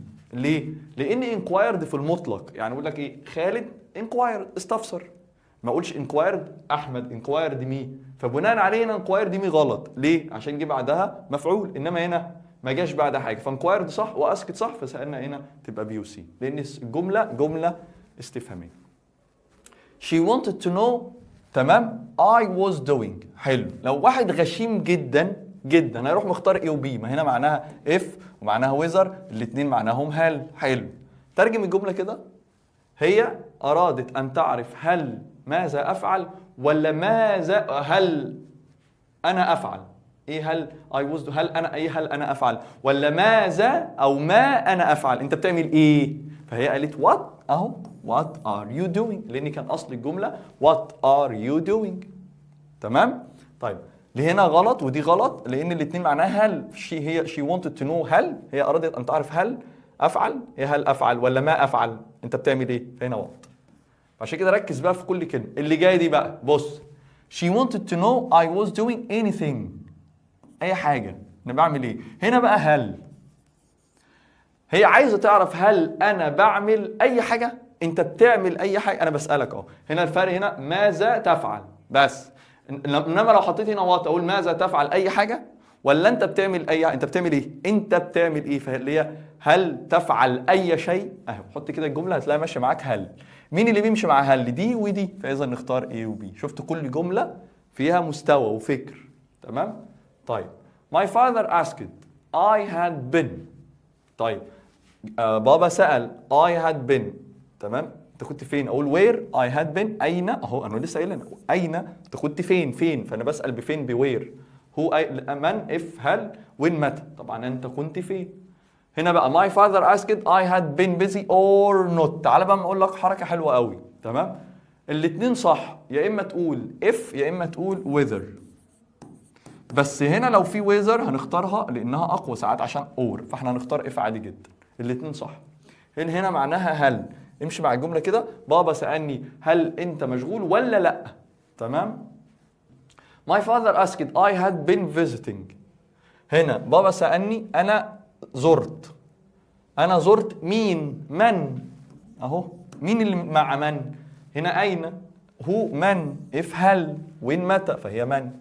طيب the reporter asked if the firefighter were saving the child.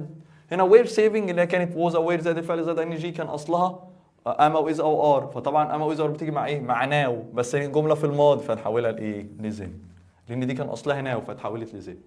The reporter asked if the airport had saved. هنا had بقى. هنا كانت ماضي مستمر فكانت أصلها now، وناو دي كانت ماشية مع الجملة اللي هي am أو is أو are verb plus ing. طبعا احنا حولنا ده لده، فبناء عليه ناو نحولها لإيه؟ لزين. حلو. نفس الجملة ماشية بس هنا قال لك had saved. هنا had saved كان أصلها أيوة اللي هو إيه؟ ماضي بسيط. اللي هو الماضي البسيط اللي هو كان إيه؟ اللي كان أصلها ايوه yesterday، فبنحولها لايه؟ لذا داي بيفور. فاكر الحركه بتاع البصمجه بتاع المره اللي فاتت دي زيها. منا اسكد. خلي بالك بقى من الحته اللي جايه دي، هنا منا وهنا منا، هنا اسكد وهنا اسكز، ده اللي انا قصدي عليه. هنا تحول هنا مش هتحول. منا اسكد بسنت هاو ترافل. تمام. تو كايرو. هنجيب الاسم قبل الفعل. اولا ده الفعل لا، الفعل لا، فنجيب الاسم قبل الفعل. طيب شي ويل مش هتنفع عشان اسكد، فنختار ايه؟ شي وود. هي نفس الجملة اللي تحت بس انت هتعمل ايه؟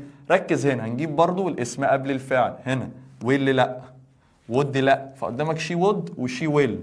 هنا نختار شي ويل مش هنختار شي وود عشان اسكس مضارع. نقولهم مين تاني والراحة. هنا اسكد ماضي وهنا اسكس مضارع، يبقى هنا هنحول وهنا ما نحولش. حلو. في تحويل من المباشر غير مباشر في الجملة الاستفهامية بنعمل حركة صايعة. بنعمل ايه؟ بنجيب الاسم قبل الفعل. ده فعل فمش هنجيبه، وده فعل فمش هنجيبه. هنبتدي بالاسم، هنبتدي بالفعل. فقدامك شي وود وشي ويل. هنختار شي وود ليه؟ مش هنختار شي ويل ليه؟ عشان انا دي اسكت ماضي فتحولت. طيب تحت هنا هنختار شي ويل ليه؟ عشان دي اسكس مش بتاع، فالزمن لا يغير، لا يغير هنا الزمن. الزمن مش هيغير. طيب I asked May what doing. هي بتعمل ايه؟ خلي بالك اسكت ماضي. وات هنجيب ووز لا لان بادئه بفعل. تمام. كود از برضو لا، كود مش هتنفع، فالصح بتاعتها شي ووز. وات شي ووز دوينج. انت بتعمل ايه؟ طيب خالد اسكت مي وين اي هاد. خلاص لقيت هاد يبقى بتلاقي حاجه بتتكلم في حاجه في الماضي، يبقى نقول ايه؟ ذات نايت اللي هي كانت اصلها تو نايت. I wondered when. ركز بقى، بص هنا وهنا، خلي بالك. wondered ماضي، wonder مضارع، يبقى هنا لا يغير الزمن، هنا هنغير الزمن. حلو. when. طيب هنجيب الاسم قبل الفعل. مبدئيا كده يا ابن الحلال علمك حركه صايعه قوي قوي. لقيت جمله مباشر وغير مباشر، لقيت الغير مباشر، انا اللي بقول لك لقيت جمله غير مباشر وانت حاطط رجل على رجل من غير ما ابص، شيل اي حاجه فيها دو وداز وديد، الغيهم اهو كده. فاضل قدامك دي ودي على طول. بص مباشر غير مباشر، شيل دول على طول كده اهو، شيلهم ما تفكرش. ليه؟ لان هم كده كده بيتحذفوا، فانت هتسهل على نفسك الدنيا. تمام. سهل على نفسك الدنيا قوي. لقيت مباشر، لقيت الجمله غير مباشر، شيل دو وداز وديد، جاي لك في الاختيارات شيلهم. انا بقول لك على طول. I wondered when. طيب هنا wondered ماضي هنخليها في المضارع؟ لا، فتختار ايه؟ هي جوت. انزل تحت. I wonder مضارع ولا ماضي؟ مضارع، فتخليها فين؟ في المضارع. شفت سهلت عليك الدنيا ازاي؟ سهلت عليك الدنيا خالص اهو. تمام. I asked when. بص بقى هنا. طيب الجمله الاثنين دول كلهم كانوا غير مباشر، انما دي مباشر. هنا بقى نقف لقيت مباشر حط دو وداز وديد عادي جدا، انما غير مباشر ما ينفعش تحط دو وداز وديد. هنا مباشر حلو، فانت قدامك داز وديد عادي جدا. تمام. تعالى بقى I asked when up every morning، قدامك does he get did he get. ماشي. تمام. did he get او he gets لا A و C. بص الجمله دي يعني الجمله دي احلى حاجه فيها ان احنا ممكن نختار A و C، بس احنا خلينا في الشائع. I asked انا سالت when up every morning، هو خلي بالك ان انا سالت، هو بيصحى up every morning كل صباح. بص احنا ممكن نخليها ديد برضه. ليه ديد؟ لان ممكن انت متعود على حاجه في الماضي بقى خلاص، الماضي البسيط ما برضه فيه عادات ان انا كنت متعود، فخلينا في الشائع اكتر نخليها does he get. بس على فكره did he get صح وايه وسي صح. تمام. بس عمر الجمله زي دي ما تيجي في الامتحان بجد يعني. طيب هنا بقى منا ومنا wants و wanted. خلاص هنا لا يغير، هنا هنغير. ماشي. مبدئيا قبل ما نعمل اي حاجه جمله غير مباشر نعمل ايه؟ شاطر اهو شيل ديد على طول اهو شلناه. ماشي. بنجيب الاسم قبل الفعل. هنا اسم ده الفعل، لا هنا نفس الكلام هاز شيل. حلو. طيب فضل معانا دول. طيب الجمله دي ايه؟ wants، فهنعمل ايه؟ هنختار ايوه هي دي، مش هنختار هذا. ايوه هي دي. طب اعكس، هنا wanted شيل دي نختار دي. شفت حاجه جميله خالص اهو. تعال ندخل على اللي بعده يا ابو سعيد. تعالوا نشوف بقى مع بعض الكلمات. بسم الله الرحمن الرحيم. ركز معايا يا ولد لان الكلمات دي حلوه قوي. اول كلمه اسمها align، لا مش elegant، لا align دي معناها يحاذي الصف. ان انت بتبقى واقف مثلا واحنا بنصلي كده بتلاقي جنبنا يحاذي الصف، او تبقى واقف في طابور فبتحاذي الصف، تبقى واقف كلك مثلا لليمين يعمل لك كده اليمين حذاء. اكيد انت هتسمعوا الحاجات دي لما تدخل الجيش. فدي الحوار ده اسمها align يا مرحبا. طيب curving دي معناها نقش او حفر، بيعمل كير بينقش على الحجر مثلا curving. طيب entire كل الحاجه. float يعني ايه؟ تطفو. مثلا لو انت سبت ورقه على الميه بتطفو، سبت سفنجه بتطفو، قصدي اسمها خشبه بتطفو. glow يتوهج، عشان كده بقول لك ترتر حاجه جايه glowing حاجه مبتهجه اهو. ترتر حاجه ايه؟ متوهجه.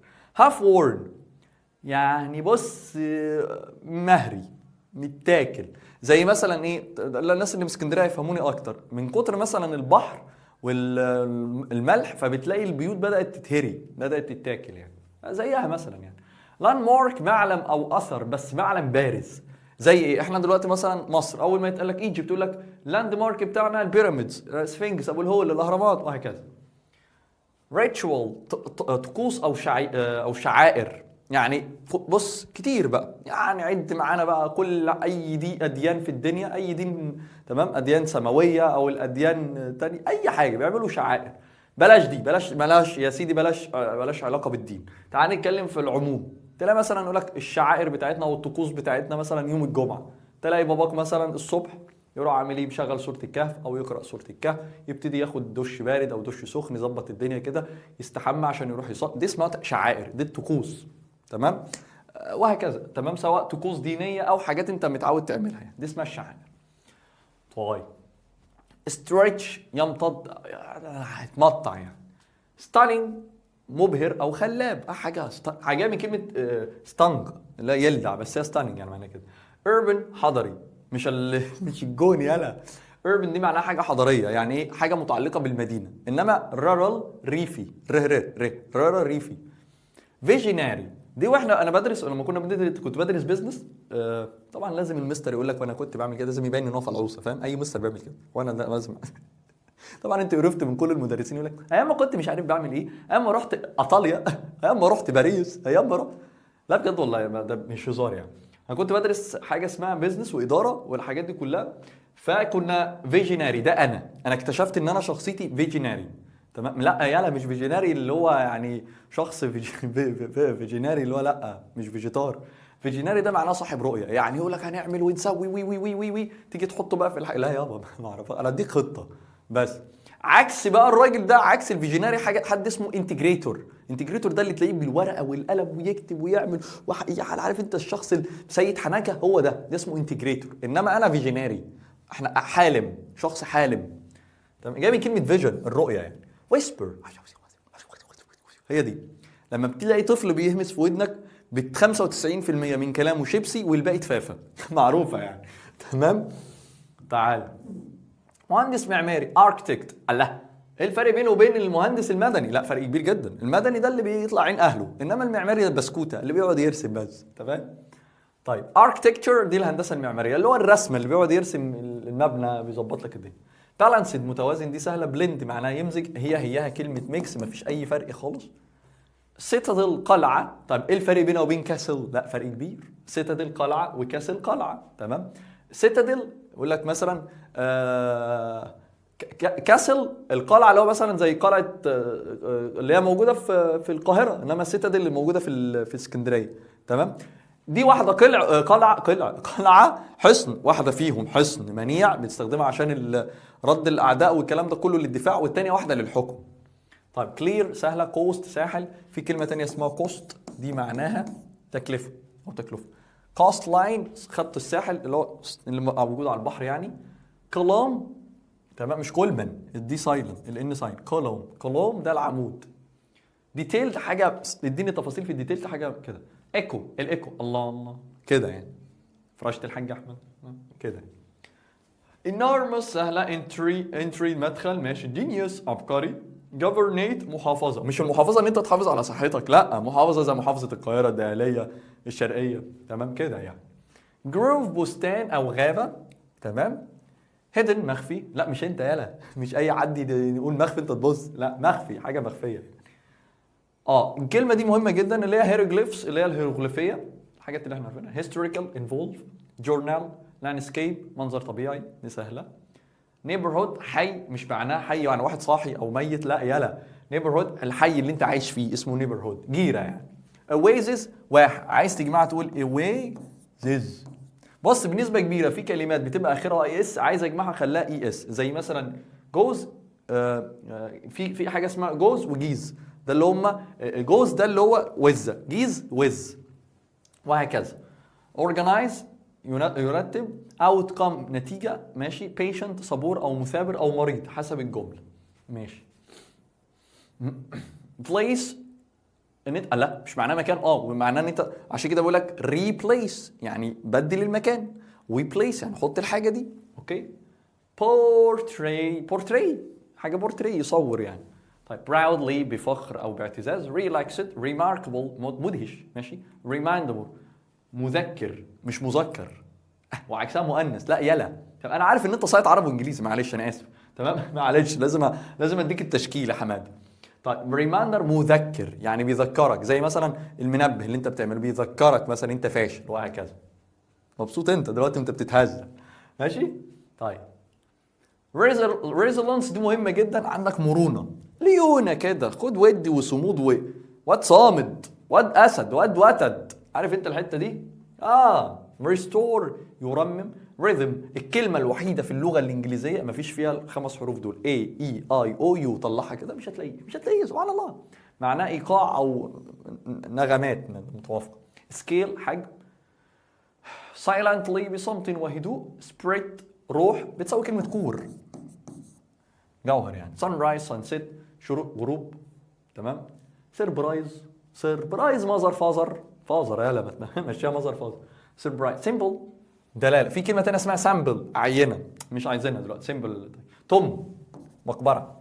ماسيف ضخم جدا.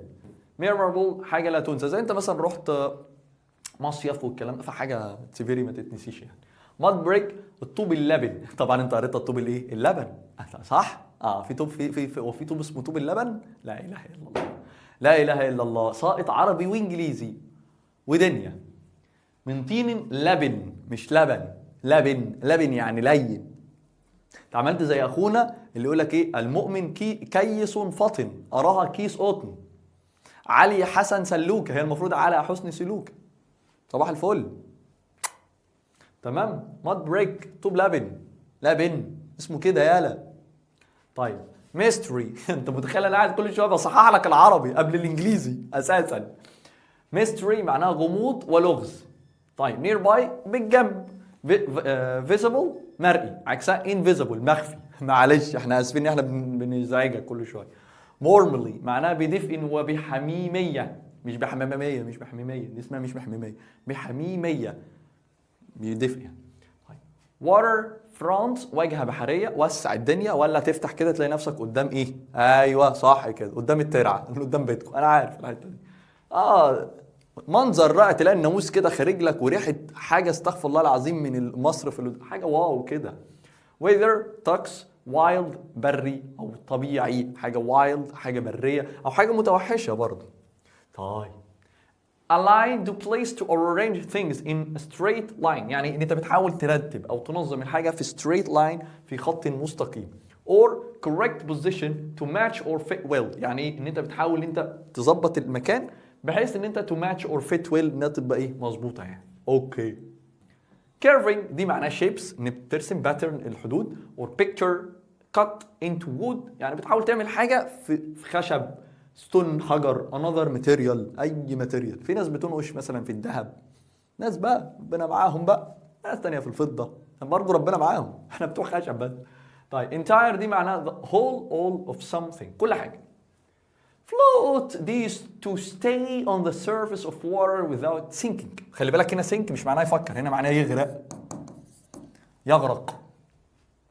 glowing ترتر، shining softly with light or warmth، يعني انها بتلمع كده بطريقه هاديه ودافيه وولع الدنيا. half worn partly damaged or used up over time، يعني ايه؟ يعني ايه يا ولد؟ يعني partly انت جدك دي صغنونه مثلا او حاجه صغنونه او جزئيه الناس استخدمتها. landmarks of famous or important place that are easy to recognize، يعني سهل جدا ان انت باريس برج ايفل، ما اسموش برج ايفل اصلا، اسمه برج ايفل اصلا، سواء لان اللي بناه المهندس ايفل، صباح الفل دي كمان يعني. rituals دي معناها special actions or ceremonies، يعني احداث خاصه او احتفالات done in a traditional or religious way، يعني اما بحاجات تقليديه او دينيه بطريقه دينيه شويه. stretch يطيل مش يطبل، ما اعرفش انت قريتها يطبل ليه. extends or continue over the large area or ان انت بتكبر، بتكستند، تتوسع، توسع كده.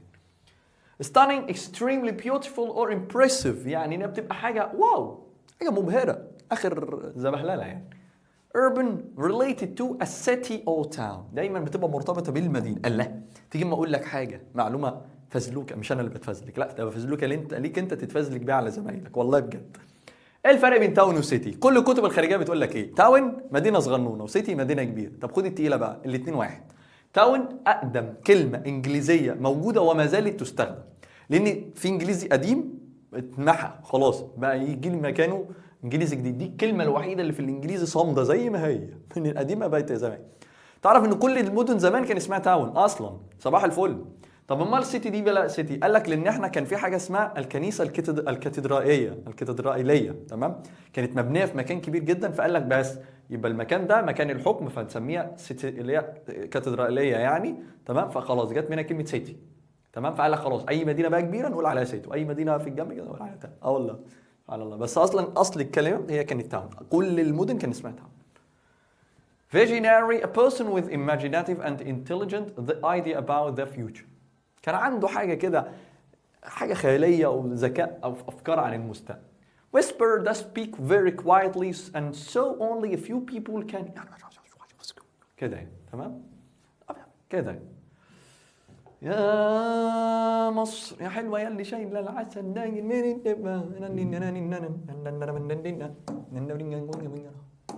معلش لاين ذا لاي اوت، يحاز التخطيط، مظبط الدنيا، يعني مثلا انت بتحاول تعمل كده تيجي فاهم مظبوطه بقى، تطلع كده معاك طلعت غلط. طيب فيل ات هوم، حاسس ان انا في بيتي. قوم يا حبيبي اعمل يعني تلاقيه بيعمل عيل صغير كده داخل، الزهوريه دي جميله الله طلع منها ورده نعمل فيها بيبي، فتلاقي العيال كده حاسس ان هو في بيته، بيت اهله. فيل بالانس دي يشعر بانه متزن زي الفل. فيل ذا سبيريت اوف ايجيبت، يا عم اسكت. فيل ذا سبيريت، روح مصر، السلام، تروح مسجد الحسين كده والمعز. طيب lead to a cafe، يقود الى مقهى، كل ده سهل. take place ياخد مكان حد او يحدث طقس، تمام. take the cable car take years، تاخد سنين. tell story visible in sharp detail، بيقول كل حاجه بالتفصيل. voices echo، تردد الاصوات. withered stone، حجر متآكل. اللي جاب wither في الموضوع مش معناه طقس، ما حجر متآكل من الطقس، You can help out. انت ممكن يعني مفيش مفر. You can help but مفيش مفر الا ان انت تذاكر. Align with يتحاذى مع ماشي. Half word by wind and time ماشي. Feel nature and welcoming ماشي. Blend lead to برضه نحفظه. حروف الجر float on. We stand by ماشي. كل ده سهل. First for the first time close enough to touch. Bring history ماشي. Be proud. I'm proud of myself يعني أنا فخور بنفسي مثلا يعني. أنا بكنام وأنا ماسكة في نفسي. As reminds of كذكار لي ماشي. كل ده it's very easy واحنا بنحل برضه احنا كده كده انت بترجع لهم انت بتحل. زيو الله. تعالى بقى معلمك حركة صايعة قوي. بص يا سيدي. في عندنا صفات بتبقى فيها اي دي وصفات فيها اي ان جي. الجهل بعينه لو انت قلت الصفه الاخيره اي دي بتيجي مع الاشخاص والصفه الاخيره اي ان جي بتيجي مع الاشياء، ده تخلف ذهني وعقلي وعصبي وعضلي. انا مش عارف انا قلتها ازاي بس جت كده تمام. بص يا سيدي بالراحه خالص. الصفه الاخيره اي ان جي بتصدر، الصفه الاخيره ان دي بتستورد. بس يعني ايه؟ يعني مثلا حضرتك بتتفرج على فيلم بارد جدا فالفيلم ده بورنج، هو صدر لك الملل، انت بورد، انت اخرك اي دي، انت اللي جالك الملل. وتنفع تيجي مع الاشخاص عادي جدا. لو مثلا ليك واحد صاحبكم اسمه احمد، كل اللي اسمهم احمد توكسيك ما علينا. احمد دلوقتي ده شخصيه فيري بورنج. قال لا يا نهار ابيض ايه ده هو احمد هو الممل؟ احمد نفسه ممل. جه عندنا يا دي النيل احمد جه يا اختي قوم يا عم انت وهو خلاص بقى. فاحمد از فيري بورنج. احنا وي ار بورد، احنا اللي حسينا بالملل انما هو بورنج. سو ذات ده سهله. ذا اكزام واز سو ايزي وذات كان سهل لدرجه ان. ارايفل ان انت بتوصل للمكان، ودي برضو موجوده في كل الكتب الخارجيه. بس اقول لك حاجه غريبه شويه كجرامر. ارايف ان معناه انت وصلت المكان سواء كبير او صغير. ارايف ات انت واقف بره المكان مستني حد اصلا. يعني انا لو قلت لواحد I arrived at the bank معناها انا واقف بره مستنيك اصلا. انما I arrived in the bank معناها انا جوه البنك. ده بجد مش هزار ودور فيها في القواميس. بس احنا بنقول لك انها بتبقى مكان كبير ومكان صغير. جيت تو ان انت توصل للمكان بس بصعوبه. وريتش ما بيجيش بعدها حرف جر. تمام. تعالوا بقى نحل شويه كده ونختم هذه الحصه الجميله. تعالوا بقى نحل مع بعض. بيقول لك ايه؟ the adjective يعني الصفه describes someone imaginative and intelligent اللي لسه قايلينها اللي هو الشخص الحالم او عنده الحاجات دي كلها اللي هو مين؟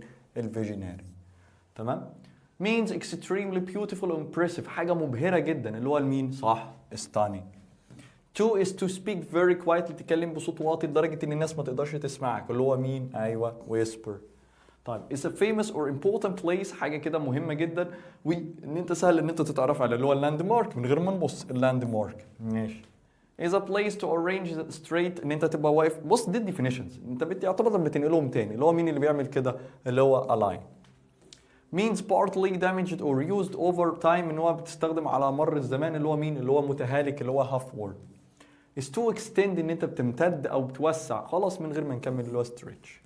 means related to city or town حاجة مرتبطة بالمدينة أو كان اللي هو مين؟ urban. طب تعالى بقى من هنا. phosphoric signs help drivers see the road. phosphoric حاجة فسفورية بتلمع بتبرق اللي هي مين؟ شطورة اللي هو glowing. طيب as historical the pyramids are known all over the world. لسه قايلها لك من شوية. كهيستوريكال ايه؟ حاجة تاريخية. الأهرامات معروفة طول العالم. يبقى ايه بقى؟ هل هي ايه؟ لاند مارك بس هيستوريكال لاند مارك معلم معروف من العالم. at night the lantern دي معناها الفانوس. lantern seemed to in the dark بيعمل ايه في الظلام؟ بيلمع. ففين كلمة يلمع؟ اللي هو glow. before matches قبل الماتشات some African team follow بيتبعوا الايه؟ for good luck. طبعا دي معروفة. يحطوا بقى حاجات اللي هو جنب العارضة ويرش شوية حاجات كده اللي هي اسمها ايه؟ ritual شعائر او طقوس. Cairo is a large area with busy streets. طبعا هنا بس خلاص a large ايه؟ هي بس ايوه urban منطقة حضرية. I in order not to interrupt the speaker. interrupt دي معناه يقاطع الحديث. I ايه؟ I in order انا بعملت اتكلمت بهدوء عشان ما اقاطعش الراجل اللي بيكلم يبقى I whispered صح. The architects معناها اللي هم مهندسين المعماريين. The building with main road عملوا ايه في الطريق الاساسي؟ عملوا align صف ولا blend يعمل اللي هو يخلط ولا ايكو ولا ديزاين صمم. blend مش هيخلط يعني ولا ايكو فيها صدى صوت. The coach اللي هو المدرب asked me سألني my arms before exercising اللي هو دراعي قبل ما اتمرن ان انا اعمل ايه؟ stretch من غير ما ابص. stretch باينه قوي يعني. The head of the sphinx looks because of the wind. يعني ايه الكلام ده؟ دماغ ابو الهول، سفنكس ده معناه ابو الهول، باينه ايه كده؟ because of the wind، بسبب الرياح، باينه انها ايه؟ بس looks have that word، متآكلة بسبب مناخيره. هي مالهاش علاقة بقى ده او مش عارف مين ضربه وانت تقول ده نابليون ضربه ولا هتلر ضربه، ولا فيش حد ضربه، هو تأكد بسبب الحاجة دي. The small boat، القارب الصغير، كان on the calm lake، هيعمل ايه؟ هيصبر، ويسبر يهمس، ستريتش يمتد، ولا جلو يلمع، ولا فلوت يطفو float. The tomb، المقبرة، has beautiful، عندها beautiful ايه on the wall، على الحيطة. These are hieroglyphs، عندهم ايه بقى؟ نقش او حفر اللي هو ايه؟ curves او curve. After the last setback she showed great and overcame it. overcame دي معناها يتغلب على، سيبك من خطي اهم حاجه خليك مع صوتي. يتغلب على، عملت ايه؟ after last setback النوبه اللي حصلت لها she showed great ايه؟ حصل لها ايه بقى؟ ايوه مرونه، resilience. بقول لك ايه؟ علي checked his journal carefully. علي عمل ايه؟ طبعا هنا entry المدخل بتاعه او الدخله بتاعه اسوان is a famous in the south of Egypt، مشهوره بايه بقى؟ the famous ايه؟ landscape. تمام؟ حاجه واو. ولا governate؟ هنا بقى ثانيه واحده بقى، هنا تقف. قال لك a famous، هنا مش هنقول لاندسكيب، دي مش مساحه، لا الصح بتاعتها ان احنا نقول ايه؟ ايوه ان احنا نقول a governate، يعني محافظه. نوسع يا ابني، محافظه. being Mr. Ashraf explain the lesson again calmly. being ان انت تبقى ايه؟ اشرح الدرس مره واثنين وثلاثه، اكيد تبقى ايه؟ balanced متوازن، historical تاريخي، massive ضخم، ولا patient صبور. he rested in a palm، تمام، during the desert trip. هنا palm دي مش معناها راحة يد، هنا معناها نخل، يبقى بستان من النخل grove. I wrote a short travel about my trip. انا كتبت short travel ايه؟ حاجة كده عن short travel. landscape لا. governate حكومة. genius لا. journal short travel journal تمام، مقالة أو حاجة كتبتها. I wrote a short travel journal صغنون كده about my trip. تمام. in the empty hall your voice may loudly. تمام، في أوضة فاضية فأكيد أنت هيحصل إيه؟ echo. our in New Aswan is quiet and friendly. يعني إيه في أسوان؟ حاجة هادية ودودة. our ايه؟ يبقى our neighborhood، الجيرة بتاعتنا. our trip to أسوان was truly ايه؟ truly preachable ولا truly memorable يعني فيها ايه؟ نتذكرها او بيبقى فيها ذكرى او لا تنسى. تمام كده؟ بس يا سيدي اشوفكم ان شاء الله في محاضرات اخرى. ابو سيد اند ام سماح الجميلة العسلية.